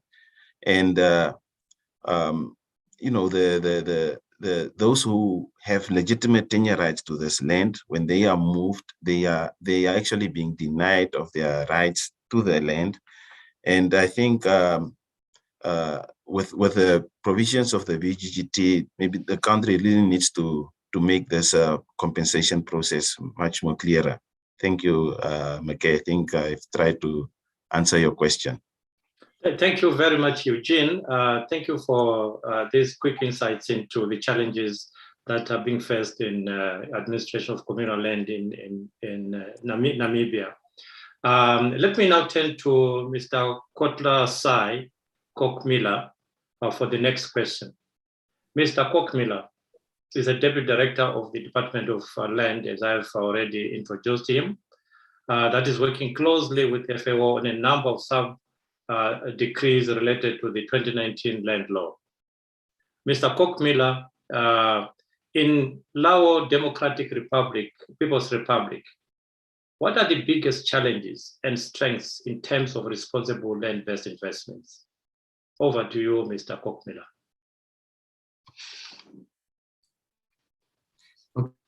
Okay, dear Chair and all participants, okay, I'm very pleased to be part of the very important event today discussing a very important cross-cutting issue. First of all, I would like to introduce myself again. I'm Kilasai Kokmila. My role at the moment is DDG of the Land Department in Laos. I have responsible on land survey and land allocation work. For the question, I would start with the good point. It is about the policy. At the presently, our government is very committed in the instituting reforms and to move forward in the promoting responsible agriculture investment. It is evidenced by the current promulgation of the relevant laws, such as the investment promotion law, land law, and forestry law, and various sub-legislation governing and promoting responsible agriculture and other land-based investment. For the biggest challenge, I would like to share with you in some of the key points.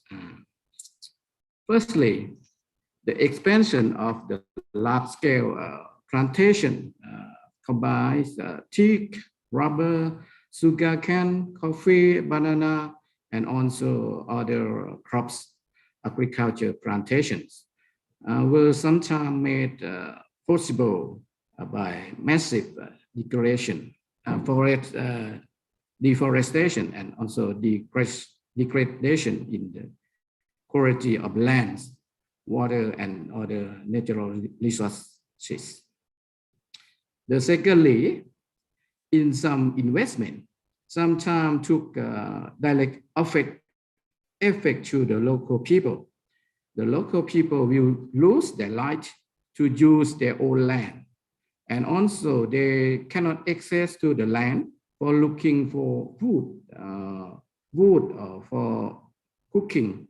And also sometimes the investment has some conflict between others investors together and also the local people because of the location overlapping. And the next about the challenges. There are many times for the investor do not follow the agreement development plan. They change the plan and also change the investor, but without report back to our government. This is one issue happen in Laos right now.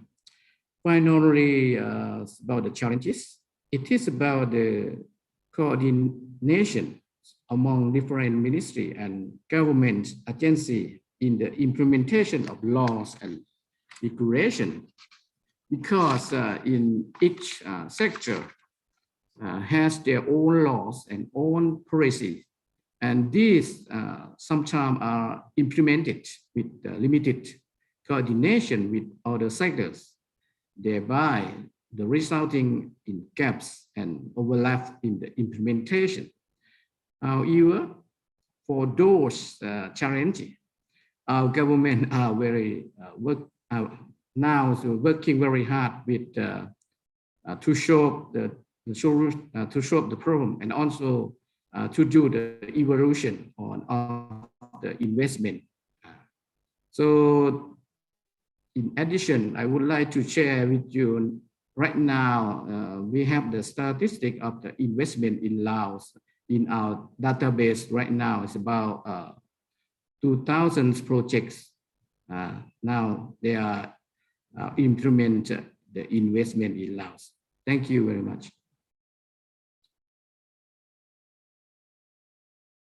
Thank you very much, Mr. Kotla Sai.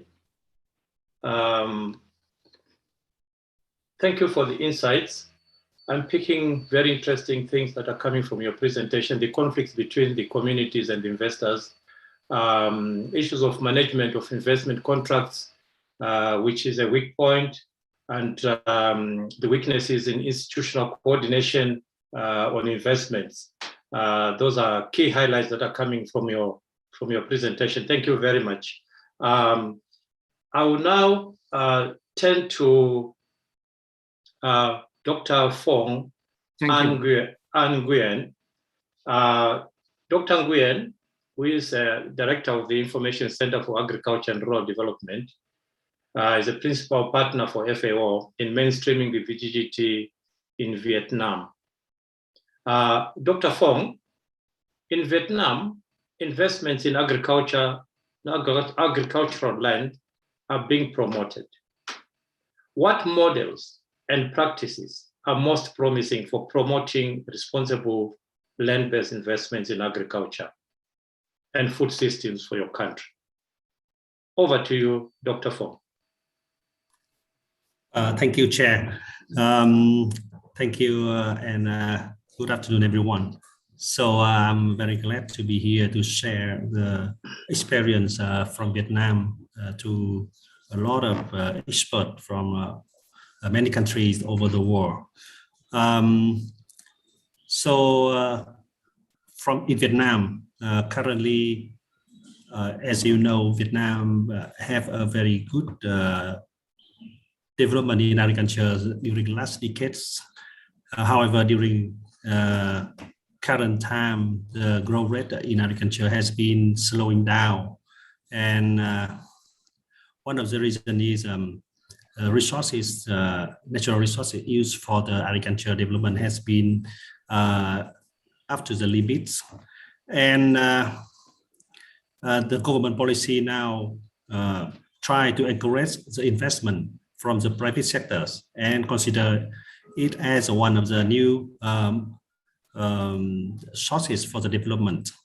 The investment of enterprise would come with the technologies investment, as well as create a lot of more access to the international markets, linking farmers to the market. However, in Vietnam, one of the most constraints for the development is land. The characteristic of land in Vietnam is we have a quite small and fragmented land, and by law, all the land now already allocated to individuals under the name of land use right certificate. And every household now have a land use certificate with a very small farm size. So the enterprise where whoever want to invest in agriculture have to deal with many individuals, farmers, to get a sufficient land for the investment, especially when they want to sign a long-term contract for the long-term investment. And in Vietnam, one of the solutions for the investment in the land is contract farming. The contract farming in Vietnam has been facilitated by the government. Even currently, we have a Prime Minister decree to facilitate the contract farming.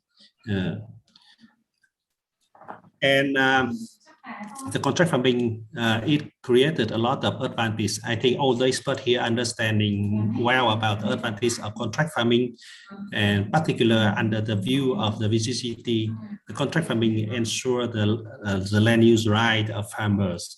Also with the investment from private sector, the farmers can access to the market, high quality market, and then in return they have incentive to apply the high quality standards in their farming practice, and then to protect the environment. However, the contract farming in Vietnam also have a lot of constraints, and that both sides, enterprise and farmer, are dealing with.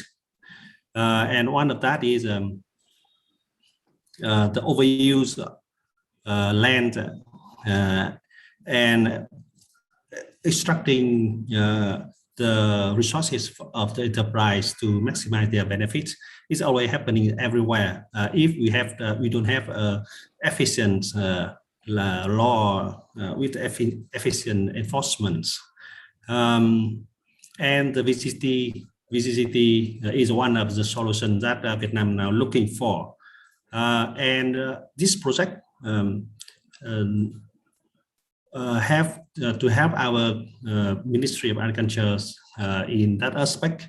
And as presented by Louisa from beginning, this project help our institute is Agriculture Policy and Strategy Institute to contribute the ideas of VGGT on the process of land law revisions.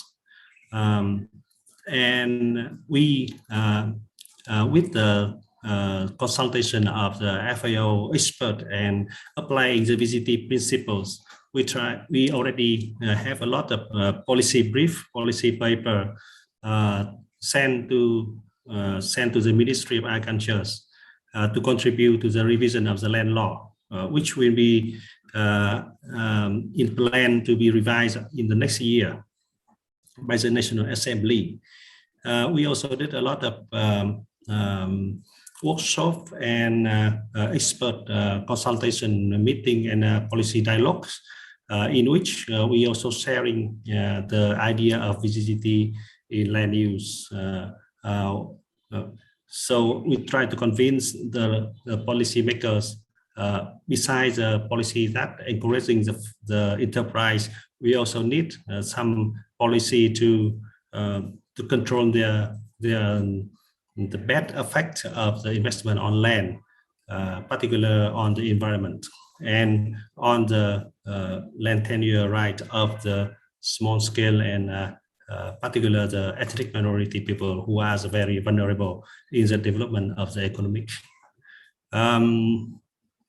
So thanks to the support of the project, we have done many activities, and one of that is I think is very important and would be experience for the other country, for the other developing countries like Vietnam, is we can organize the training program for the government officers, particularly at local authority, like at provincial authorities, who are directly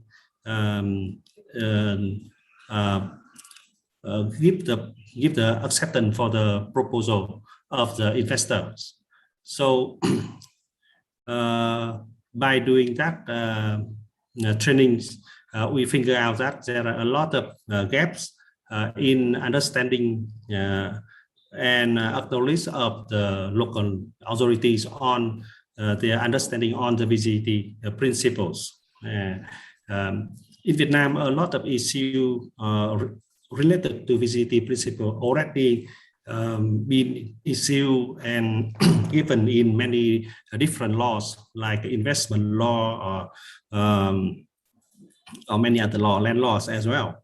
But to link all the principle in a structured way as a VGGT principle, we don't have. So the local authorities, they don't have such a structure and logic understanding on the VGGT principles. So by giving the training, we can help them to see those principles in different laws and helping them having more confidence and knowledge in doing their job in the province whenever they evaluate the proposal given by the private sectors. Thank you. So, thank you. Yes, thank you. That all that I want to present. Thank you, Thank you, Dr. Fong. Thank you, Dr. Fong, for those enlightening points. I know that you have got a lot to say. Again, thank you, Dr. Fong Nguyen. And at this point, I will now hand over the floor to my colleague, Louisa Jansen, for the Q&A session. Louisa, over to you.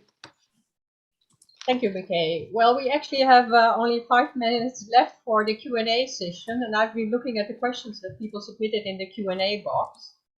In order to find one that maybe more than one panelist could give an answer to, there are questions related to the fact that, of course, the VGGT, they recognize legitimate tenure rights as one of the key points in the VGGT, meaning both legal and socially recognized rights. And several people have put in their question related to the fact, how do you deal with having both legal rights and socially legitimate rights? How can you be successful in a country by doing what? So is there any of the panelists who would like to answer that question?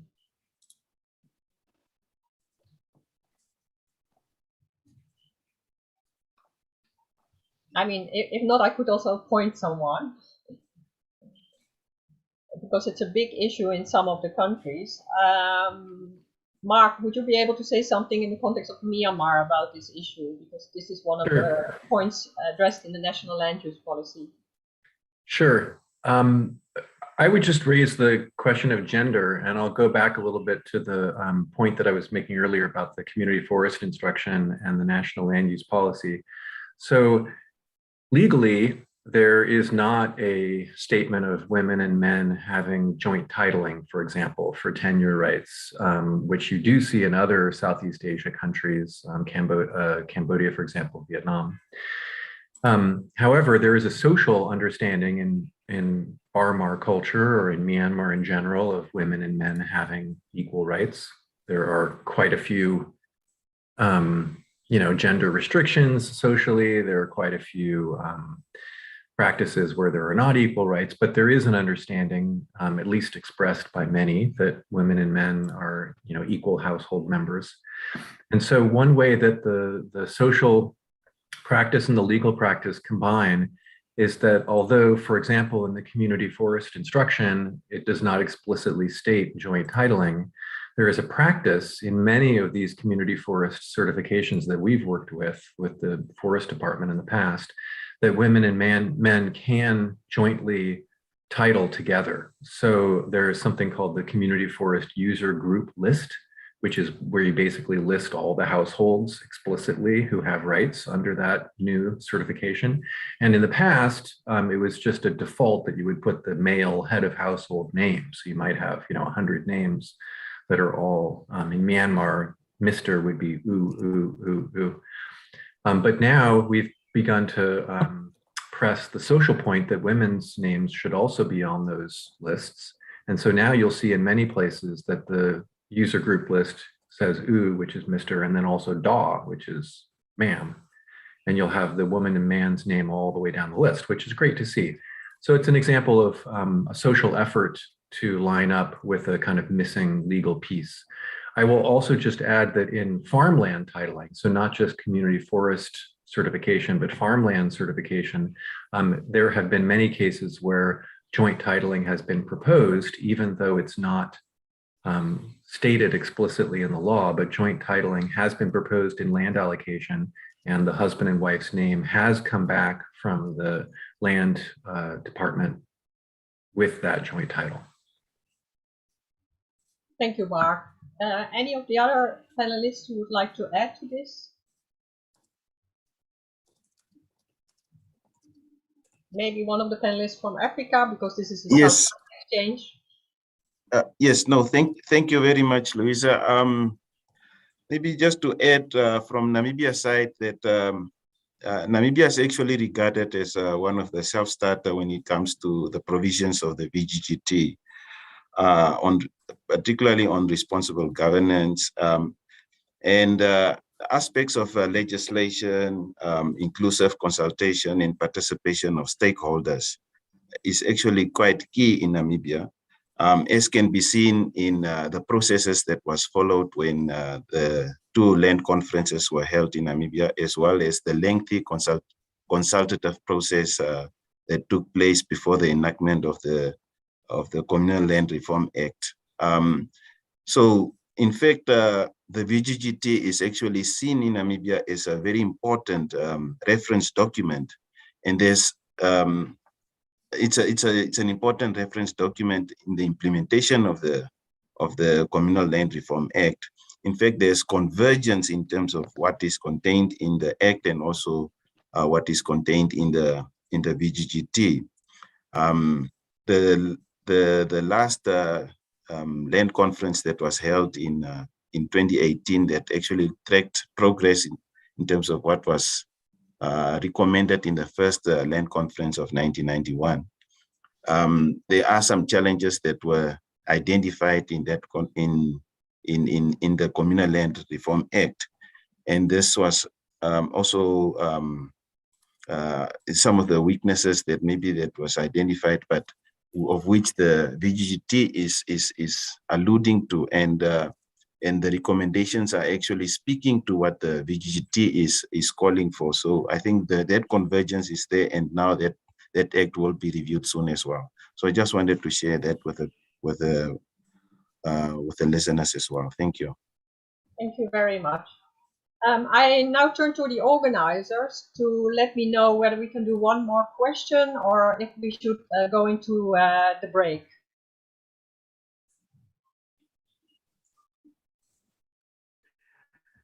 Well, I think we're going to have to go on to the break so that we have enough time for the presentations after the break. But I would ask if the panelists could take a look at the questions in the Q&A function in Zoom. There is a function there that allows you to type in some answers. So it would be, I think everyone, especially those who ask the questions, would appreciate it if you could all have a look at those and provide some answers. So with that, thank you to Louisa and McKay and to all of the panelists. Let's take a 5-minute break and we'll come back with our next presentations. Thanks very much. And I do think we were going to show a video during the break, if I'm not wrong. So if you're not going to stretch out yourself after such a long sit, you still have something to look at. See you in 5 minutes time. Yeah, thanks, Louisa. Yes, just please don't leave. Please stay on the line and Okay. And we'll be coming back in 5 minutes. Thank you so much. Stay on the line, everybody. Thank you for joining us.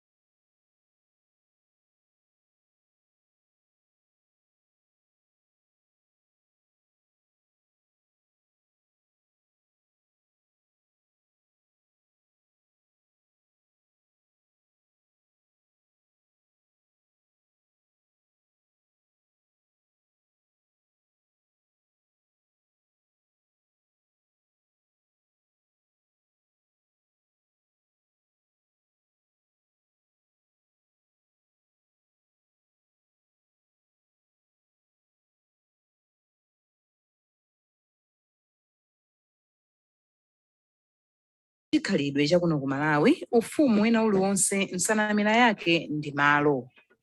Ndipo m'madera ena malo akhala gwero la mikangano pakati pa mafumu komanso anthu. Malo akagwiritsidwa ntchito bwino amathandiza kusintha miyoyo ya anthu ndi dziko. Chimodzimodzi mikangano ya malo imabwezeretsa chitukuko m'mbuyo. M'madera momwe muli mikangano ya malo, chitukuko cha dziko ndi anthu omwe chimasokonekera. Choncho kuti malo apindulire dziko ndi anthu ake, kofunika kuti pakhale malamulo ndi ndondomeko zabwino za malo. Potsatira ulamuliro wa demokrasi, boma la Malawi mchaka cha 1996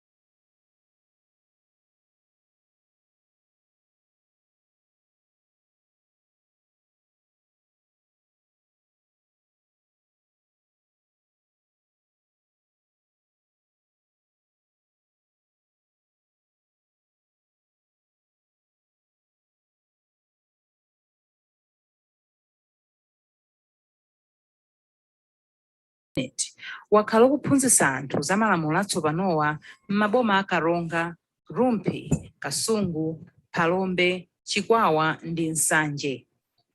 Ofesi ikugwira ntchito limodzi ndi mafumu ndipo yalunjika kwambiri pa umwini wa malo amakolo, customary land ndi ubwino wake. Fundo yayikulu imene tikuwauza ngati phindu ndi lamulo latsopano la malo amakolo ndi kuti malowa akapatsidwa kalata ya umwini ndiye kuti boma likuvomereza kuti malo awo ndi awo pamuyaya. kale ankangogwiritsapo ntchito koma ukapatsidwa kalata ya umwini ndiye kuti ndiwe mwini wake. Opanda kalata chizindikiro chakuti malowa ndi ako kulibe. Ukatowa kudalira kwa anthu ena kuti malowa ndi ako. Koma kalata imene ingaperekedwe ya umwini imene pachizungu ati customary estate ndi kalata ija yakuti kutsogolo amene wapatsidwa kalata imene akhoza tsopano kumapanga lease ndiyeyo, zimene kale sizinali choncho. Umwini wa malo umakhala kuti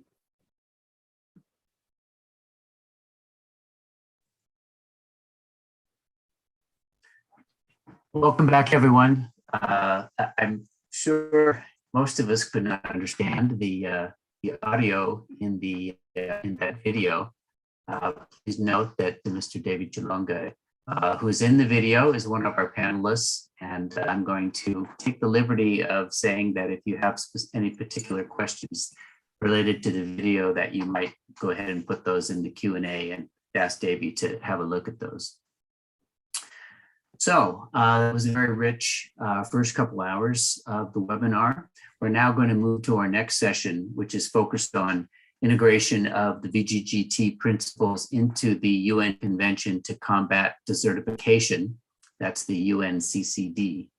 We'll be hearing from Sasha Alexander from the UNCCD and Aurélie Bress of FAO. Sasha Alexander is a policy officer with the Secretariat of the UNCCD, where he focuses on the role of sustainable land management and ecosystem restoration in helping countries to achieve the Sustainable Development Goals, and specifically the target on land degradation neutrality. He coordinates the publication of the Global Land Outlook and facilitates the UNCCD's role in numerous global partnerships, high-level meetings, and expert workshops. Aurélie Bress is a land and water officer at FAO Land and Water Division. She's been supporting the implementation of the VGGT and tenure-related projects in Asia, Africa, Latin America, and the Caribbean and Europe, just about the entire world, for over a decade. As a trained agronomist, her work currently focuses on supporting mainstreaming the VGGT in sustainable natural resources management. So again, remember, if you have questions, please use the Q&A function. And with that, I will hand over to Sasha. The floor is yours. Yeah, thank you, Darryl. Thank you for this opportunity. We're very honored to be here with you today and update you on the work of the UN Convention to Combat Desertification as regards to land tenure. In 2019, at our Conference of the Parties, the 14th session, our parties adopted a groundbreaking decision on land tenure. It acknowledges the importance of responsible governance of land for addressing desertification, land degradation, and drought, and its key role in achieving land degradation neutrality targets under SDG 15.3. It was a landmark decision because the UNCCD is the only multilateral environmental agreement explicitly addressing the issue of land tenure and recognizing the importance of enhancing tenure security. As a starting point, our parties have requested guidance on how to integrate land tenure and specifically the principles of the VGGT into the work of our convention and to achieve land degradation neutrality targets and the broader efforts to scale up land restoration. The decision requested the Secretariat, together with FAO and other partners, to develop a technical guide. This guidance will then be considered at UNCCD COP15, which is expected to take place in Abidjan, Côte d'Ivoire, in May 2022. Our colleagues from FAO will be presenting the content of the technical guide in more detail, but I wanted to highlight a couple key aspects. During the last year, we've engaged numerous partners in developing the technical guide, including multi-stakeholder e-consultations and harvesting the lessons learned from a series of country case studies. Based on these discussions, we have identified 9 pathways to address common bottlenecks regarding tenure and specifically as it relates to sustainable land management. These pathways address a range of issues from legal and policy frameworks, integrated land use planning, and land administration tools for both private and public lands. The overall goal is to provide recommendations to policymakers so that they can work towards enhancing legitimate land rights across regions, countries, cultures, and communities. The pathways are flexible, voluntary, and action-oriented. They are rooted in the UNCCD's COP decisions and the VGGT principles, and thus can be tailored for different national and local contexts. With your extensive experience in implementing the VGGT, we hope to learn better how we can assist countries with finance and other tools to translate the technical guide into policies and actions that improve tenure security. We invite you to share your experiences and to participate in the convention process. There will be several opportunities in the lead up to COP15 in May 2022, where we expect further guidance from our 196 country parties. On a last note, I think in the chat box, you'll have a link to the decision that was taken in 2019, so you can also see what the parties requested of themselves in terms of what they feel are the needs as regards to land tenure and its role in scaling up sustainable land management. Thank you again for this opportunity.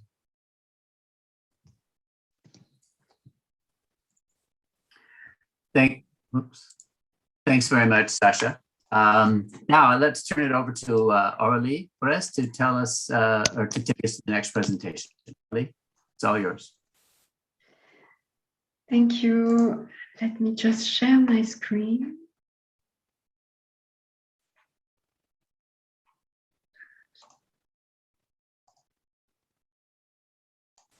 Now it should be okay. Is it okay?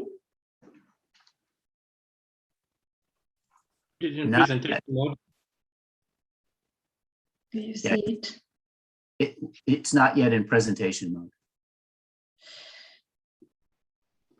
It should be now. Okay. Do you see? Still not in presentation mode. At least not that I can see. It appears as plain presentation mode on my side. It might be a bit of down on internet. Do you see the presentation at least? Yes. Okay, so maybe I go. I hope it's readable. I think it's probably okay. Okay, thanks. So thank you for giving me the floor, and thank you, Sasha, for this overall presentation. I will go a bit more in depth into where we are on this technical guide and on the process we've been building with UNCCD to support actually the building of the decision of the as was said by Sasha. The COP was landmark in the recognition of the VGGT in a multilateral convention, in one of the Rio Convention, and there have been also this specific request to prepare a technical guide to see how it could be implemented. So how the VGGT principle could be supporting the implementation, could be integrated to the implementation of UNCCD convention and to achieve LDN. This decision also builds on previous work from the Science and Policy Interface of UNCCD, where it was acknowledged the role of governance of tenure into creating a positive, enabling environment to achieve LDN, and particularly looking at the institutional arrangement that are on land governance and the policy regulatory framework. As you will see, those elements then have been embedded into the technical guide. Of course, here everyone is very knowledgeable. this is the set of principles we are looking at when we look at the VGGT, with the key concept of legitimate tenure rights that is central for all the technical guide.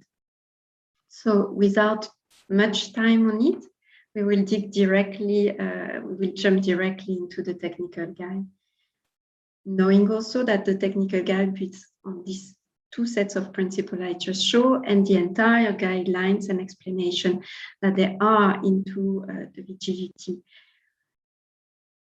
One element that was, because of its nature, the technical guide is global.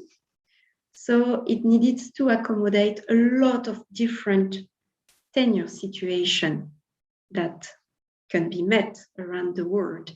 And so for this, it has also incorporated all the text of the VGGT that already integrate all these possibilities.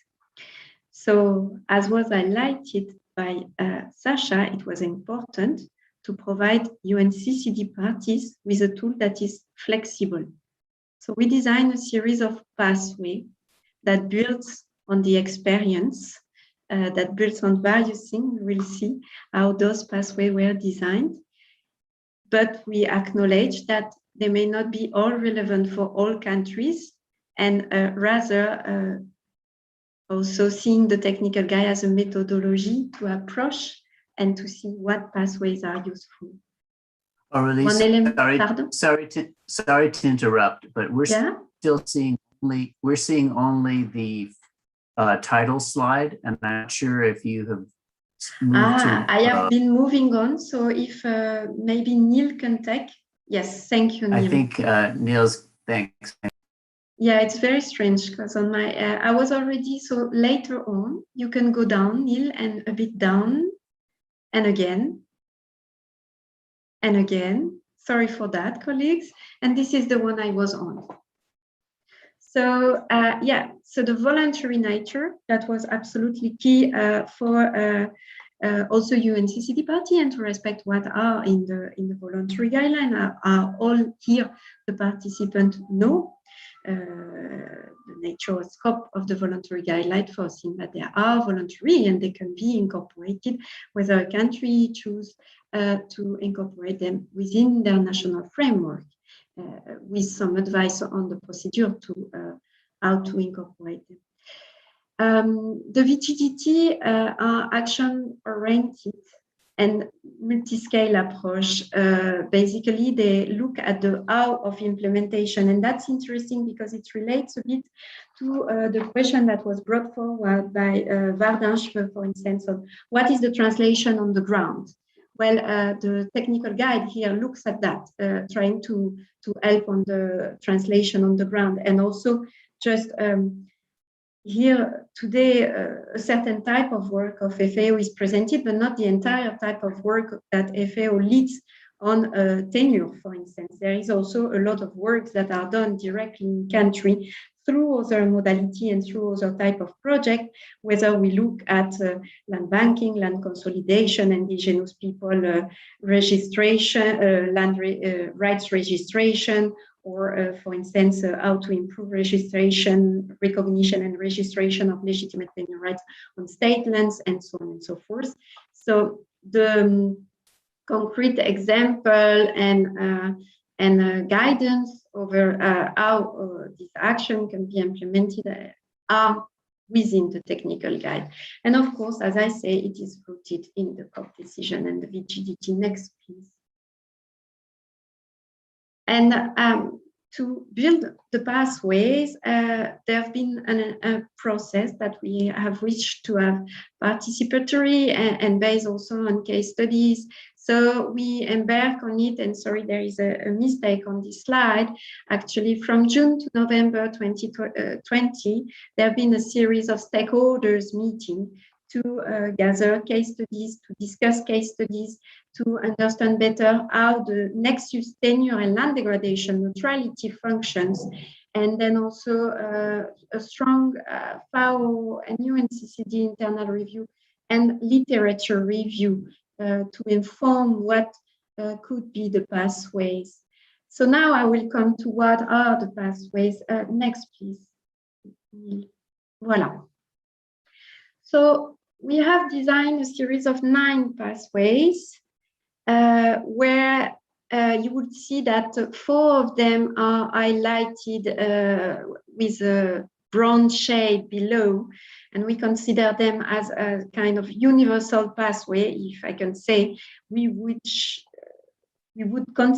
would advise country embarking on LDN initiatives with the desire at looking at tenure issue to increase the sustainability actually of their LDN initiatives and increase also the capacity of all to be part of it by increasing the tenure security and the recognition of legitimate tenure, right? Those 4 pathways are to be considered, we would advise on. Those 4 pathways are looking at the policy and legal frameworks, both in terms of are legitimate tenure rights recognized within this policy and legal frameworks in order for all legitimate tenure rights holders to engage within also LDN initiatives, but also at another level, making sure that there is an alignment between the corpus of the policy and legal frameworks that relate to LDN and the one that relate to tenure, ensuring that there is no trade-off or no contradiction within various legal frameworks, that they both support, at the end of the day, LDN initiatives, LDN achievement. Of course, that has been highlighted in several of the presentations within the VGGT. The approach is always to have this policy and legal frameworks review process linked also to mechanism of participation and policy coordination mechanism.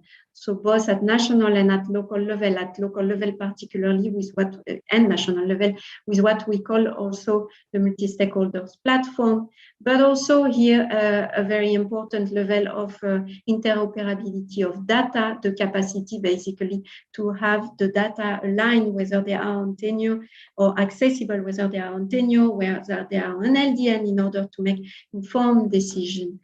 And also a strive for gender equality in terms of rights that we would wish to consider.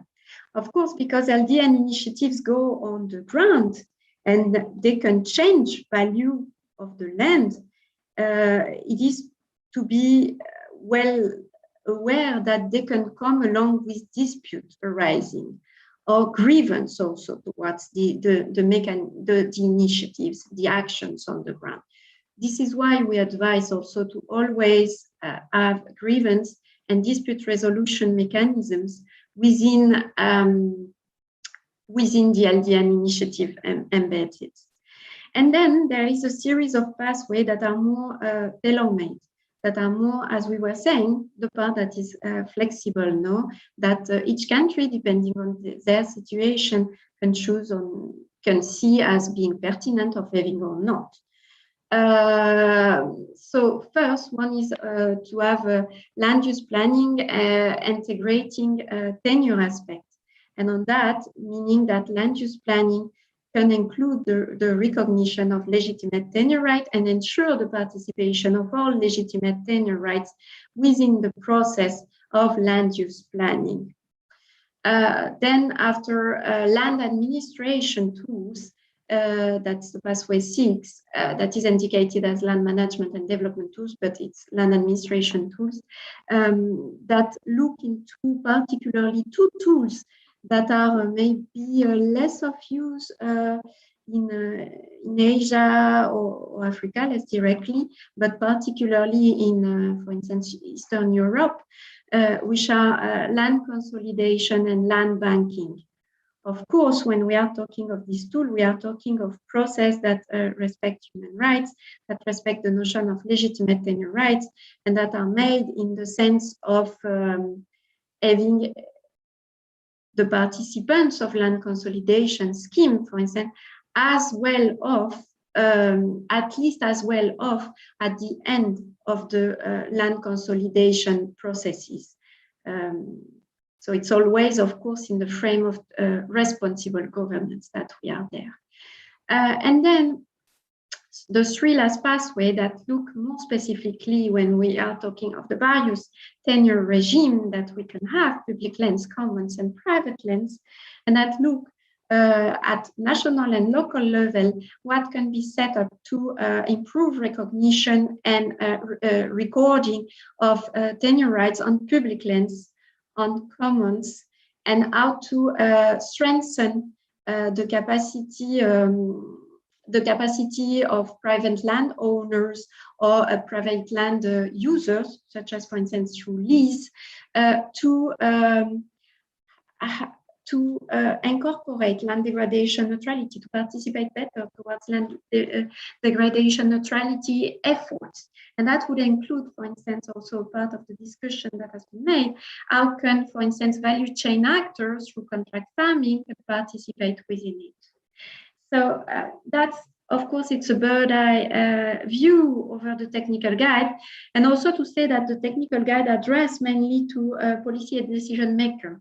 So what one will find after in the technical guide is that there is this series of advice at national and local level, and a lot then of reference over other technical guides that have been prepared within FAO works or within other partner works, and that are relevant to deepen and to really for the practitioner to deepen and to see how to implement the pathways. Now, next, please, Neil. Just a few case studies, because I think I'm reaching the end of the time. On that, several highlights from case study that we are having in the technical guide, and that I will be pleased also to discuss further with the participant.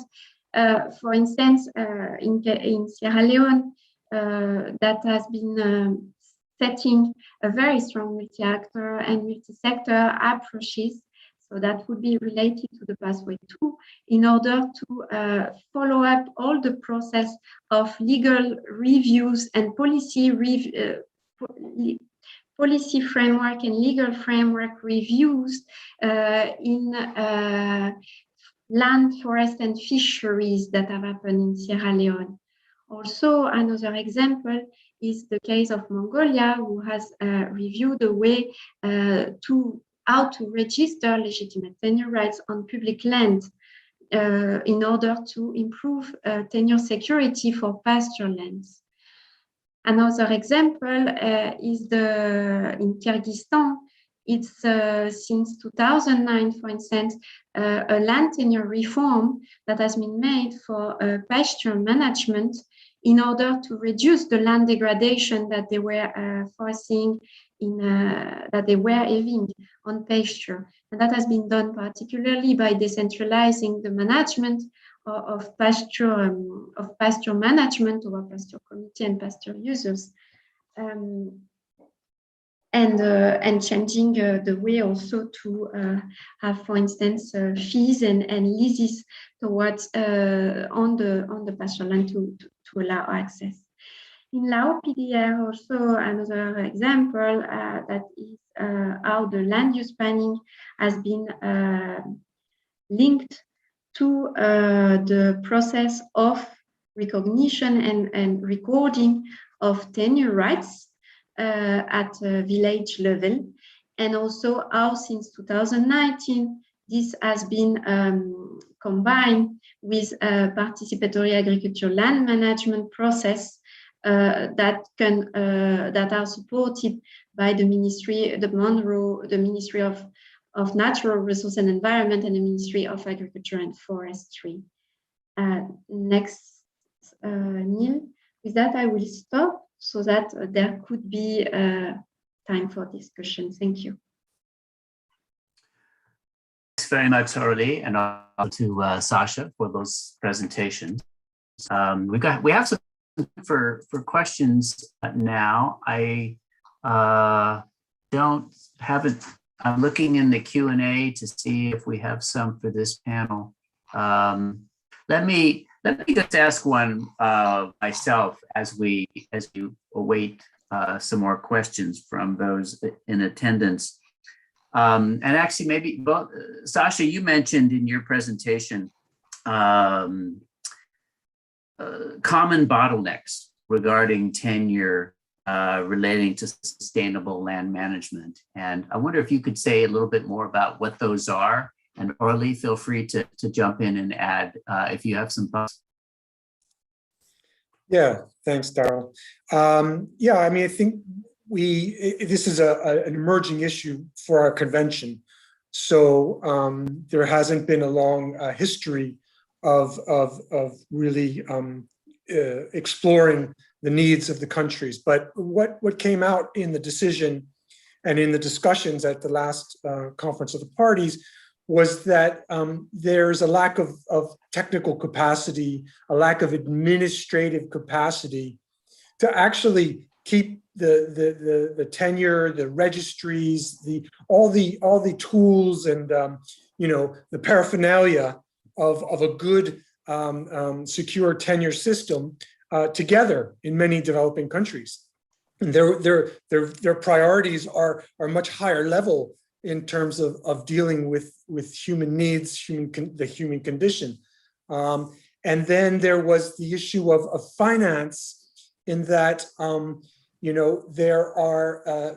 there's a lack of finance that's going to support the processes that are needed to really increase the security of tenure. And of course, there are a number of cultural norms, societal attitudes that were discussed and that everybody here is familiar with. And those were, in some cases, seen as bottlenecks. So, yeah, over. Okay, thanks. Or you want to, anything you'd like to add on that point? Yeah, maybe with a local perspective, adding to the global view that Sasha just highlighted, the central question will be when we look at bottleneck is that is everyone able to go with an LDN initiative, to embrace it, to participate within it? Because the achievement of land degradation neutrality will be reached if everyone that can be concerned, that can be a player, can be playing, actually. And so it's where we see tenure security as so key and so key to enhance. And sometimes it's only in the nitty-gritty, sometimes it's only because there is a lack of trust at local level into a lease agreement. And so lease agreements are only for 1 year, which does not allow to have the perspective and to adopt some of LDN measures that can be costly just at the beginning when they are adopted. No? So there is that, and there is this need to give tools to look into it. As was saying also, Sasha, there is this lack of finance, and I think what brings the decision is also to have a tenure dealt by another angle now. It's also by having it embedded in a project that are directly looking into land degradation neutrality, and having there maybe punctual action, but key punctual action to allow that all players can play. So that would be that on my side, Harry. Great, thank you. We do have a couple of questions in the Q&A. So I will post to you both now. We'll go one at a time. First from Habtam Anle, and I'm sorry if I mispronounced your name. But Habtam's question is, as you know, a key governance issue determining the likelihood and duration of conflicts is the interface between the formal/statutory system and customary laws and structures related to land. So, and this of course is a very, very big question that I think we have all dealt with. The question is how to solve these challenges and become successful in customary land tenure systems. So here again, this is this interface that we encounter so many times between formal law and customary law. So Orly, would you like to maybe stab at that one? Yeah.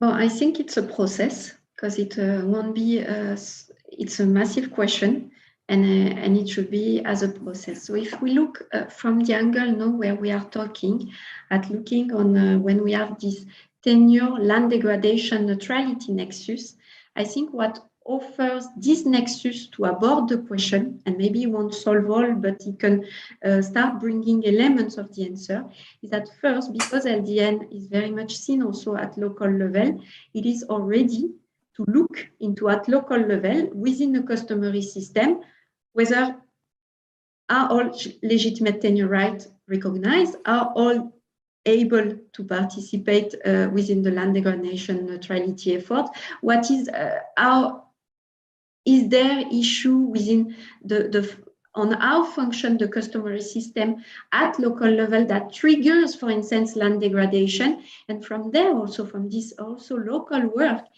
starting to have answer. And of course, as it's where a bit the machinery needs to be put in place. And what I was highlighting in the presentation on the technical guide, there is a need to have a local and national level, because then after, what one can hope is that throughout this process, then there is a recognition that is done within the law to progressively also merge this gap, not having this very strong discrepancy between statutory and customary. Of course, maybe not everything will come under statutory, but again, the idea is progressively to ensure that the recognition of legitimate tenure rights can happen. Thank you, Dari. Thank you. Sasha, anything to add on this?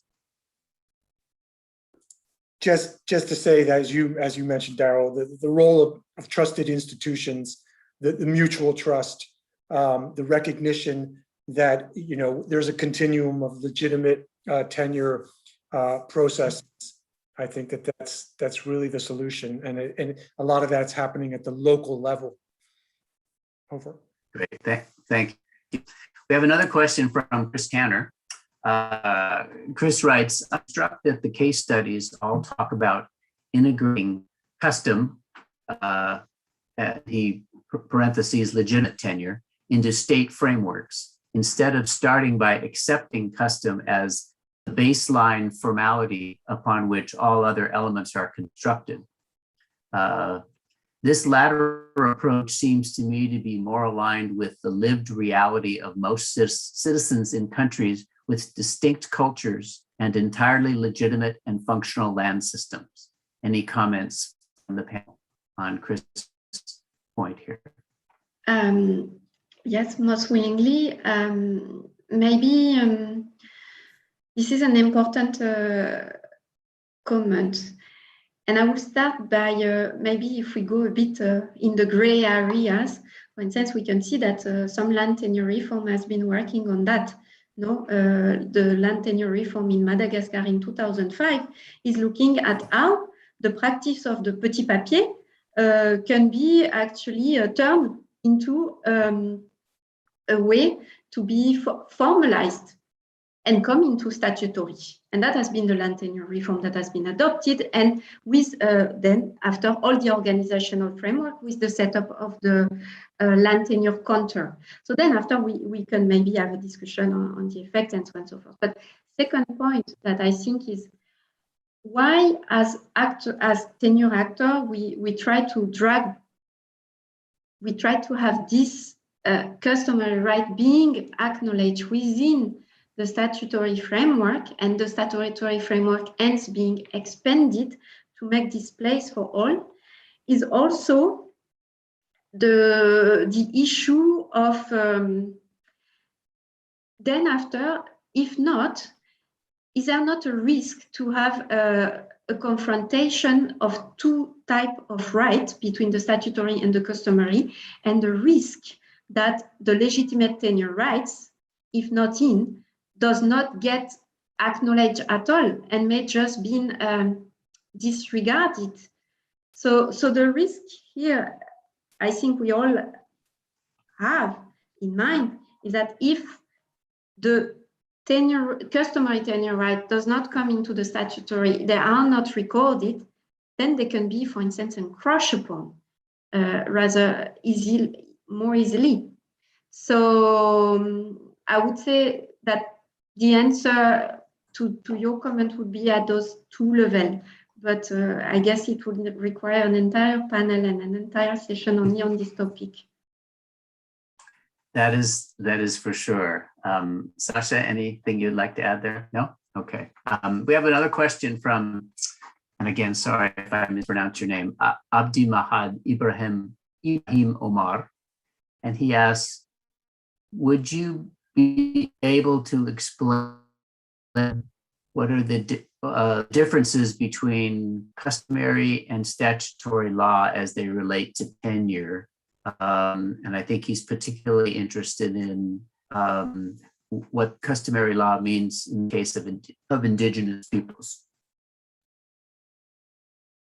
Or Lee, I think that might be for you again. Yeah, okay. For me, also for my numerous colleagues, expert on land tenure within the panel, I guess.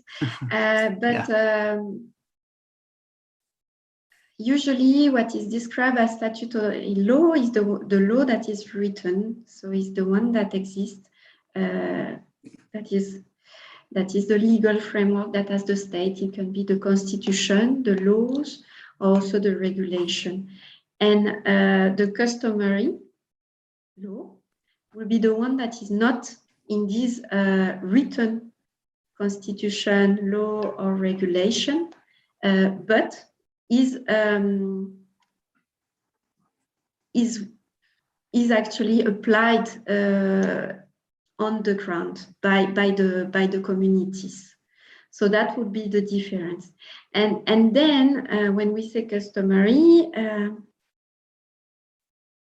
it includes also the one that may be applied by indigenous people, so meaning a group that defines himself as indigenous people, because this is the definition of indigenous people. Local communities and indigenous people can have customary law, meaning that the one that are the rules that are agreed locally by communities and that are used. That would be an answer. Yeah, I don't know if any of my colleagues want to add on it here.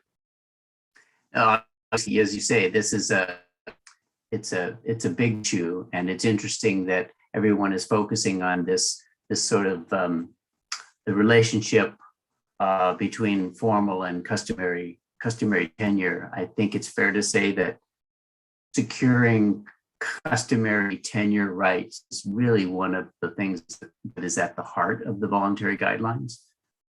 It covers a lot of issues, but that one to me has been really critical. So thank you all. Thank you very much to the panel for your presentations and for answering the questions. Thanks also to those who asked questions. I want to let's move on now to our closing session. And Javier Molina Cruz is going to be providing his concluding remarks with his kind of key takeaways from the session today. So Javier, it's over to you.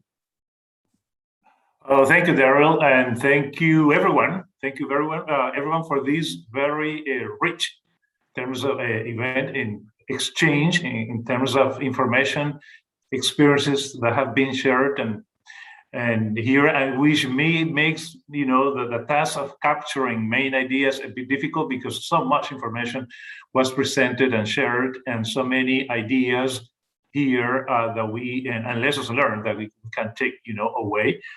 Nevertheless, I'll make an attempt to capture some key ideas, and I will start by saying something about the Mekong region, which is, to me, a lesson that applies everywhere, not only to the Mekong region, and that is that improving land tenure systems, improving governance of tenure institutions is a long-term process. As we saw in the Mekong region, our colleagues started back in 2015 with multi-stakeholder consultations, then moving on to national dialogues later in 2017, 2018. And that was a process that involved a whole set of multi-stakeholders. And that took a lot of efforts concerning awareness raising and also developing capacity in a way that this process allowed these multi-stakeholder platforms and processes to focus on target policy reviews and policy changes. And that allowed results in terms of policies improved. And so we have a long-term process that involved a number of multi-stakeholders with a set of actions from awareness raising to translation of technical guides, drafting, law drafting process, etc., and altogether creating what we may call the enabling environment. So the enabled environment takes a lot of efforts, which again involve all those actions that I mentioned before.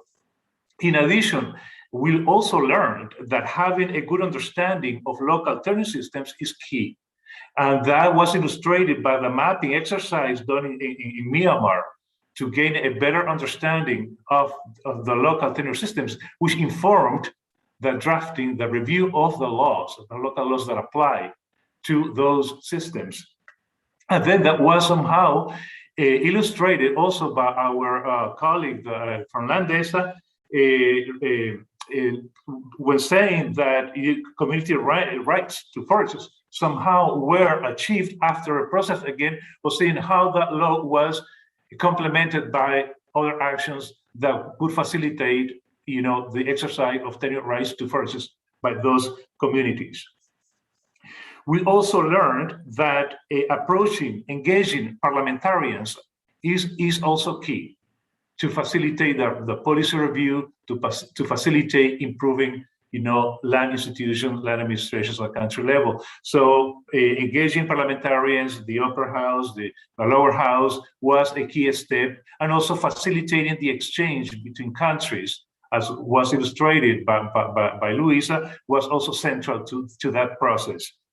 I also would like to highlight the fact that the VGTs can help safeguard tenure rights in the context of land-based investments. As illustrated by Vietnam, in the case of Vietnam, we heard that contract farming is good, can bring benefits to farmers, but also in the right context, in the sense that safeguards are built in a way that those investments don't infringe upon the rights of farmers. Having said that, I would like to move on to Africa, where we have a key lesson learned in Africa, which is partnership, the value of working in partnership with partners.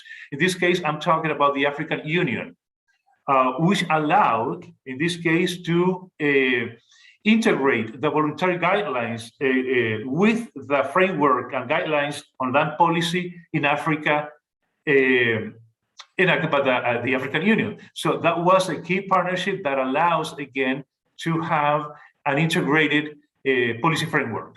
And so, and in the case of the Mekong region, we also saw the multi-stakeholder processes, platforms have been central to facilitate and engage key actors at country level and engage them in a policy discussion leading to policy review, new laws, new regulations concerning land rights. And so that's another takeaway, processes that are open to the different actors at country level and targeted action, for which capacity development and particularly the role of change agents is central. So in the context of Africa, we also learned that VGTs are central to safeguard tenure rights in the context of land-based investments. And in this connection, I would like to highlight also the fact that because of the situation, let's say, the challenge rather, and we heard that from our colleague Eugene in FAO Namibia, the situation we find at community level whereby traditional authorities can grant land rights, but at the same time, the state is the one that recognizes those rights. When we don't have a connection there, when we have a gap between granting those land rights and the recognition of those rights may create situations in which those rights may be infringed upon. And we heard that, for instance, some land users are encroaching on community lands, and that may create conflicts.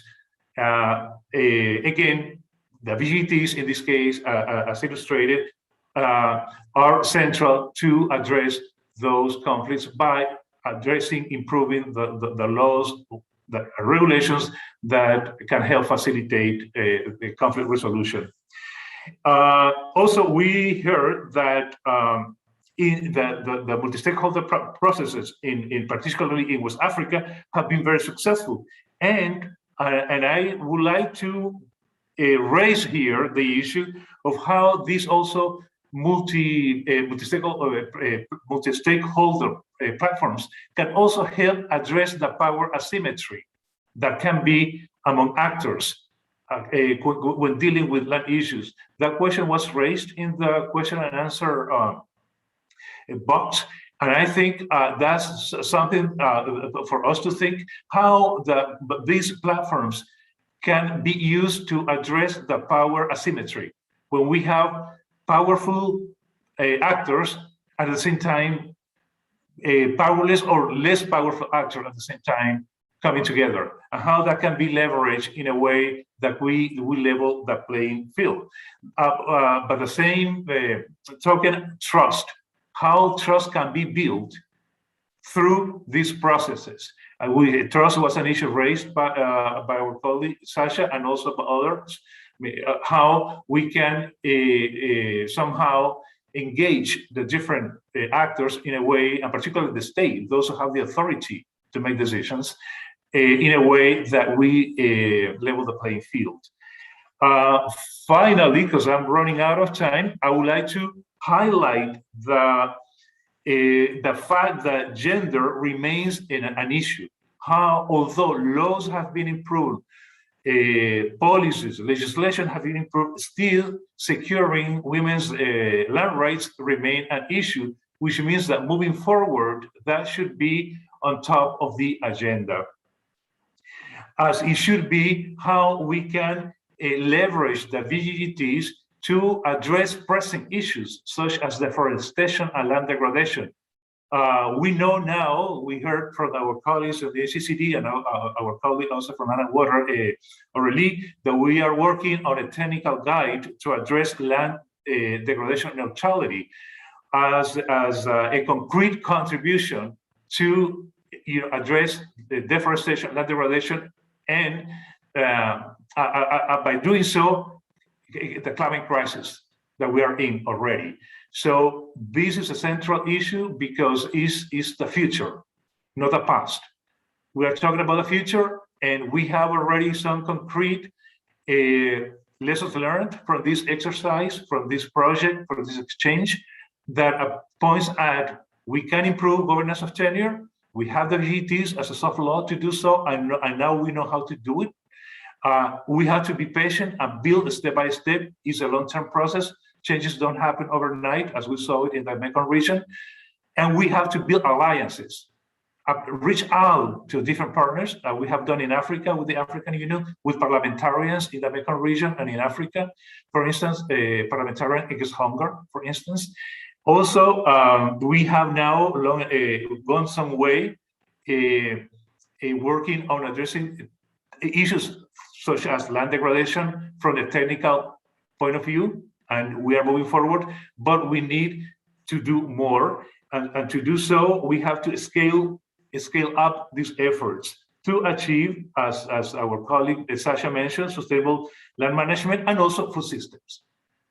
We are talking about producing food, and now we have concrete lessons to apply as we move on into the future to improve those food systems and the management of natural resources. And with this, I would like to stop here because I'm aware I'm running out of time.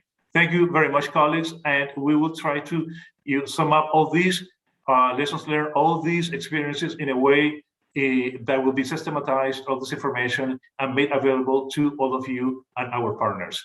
Over. Thank you.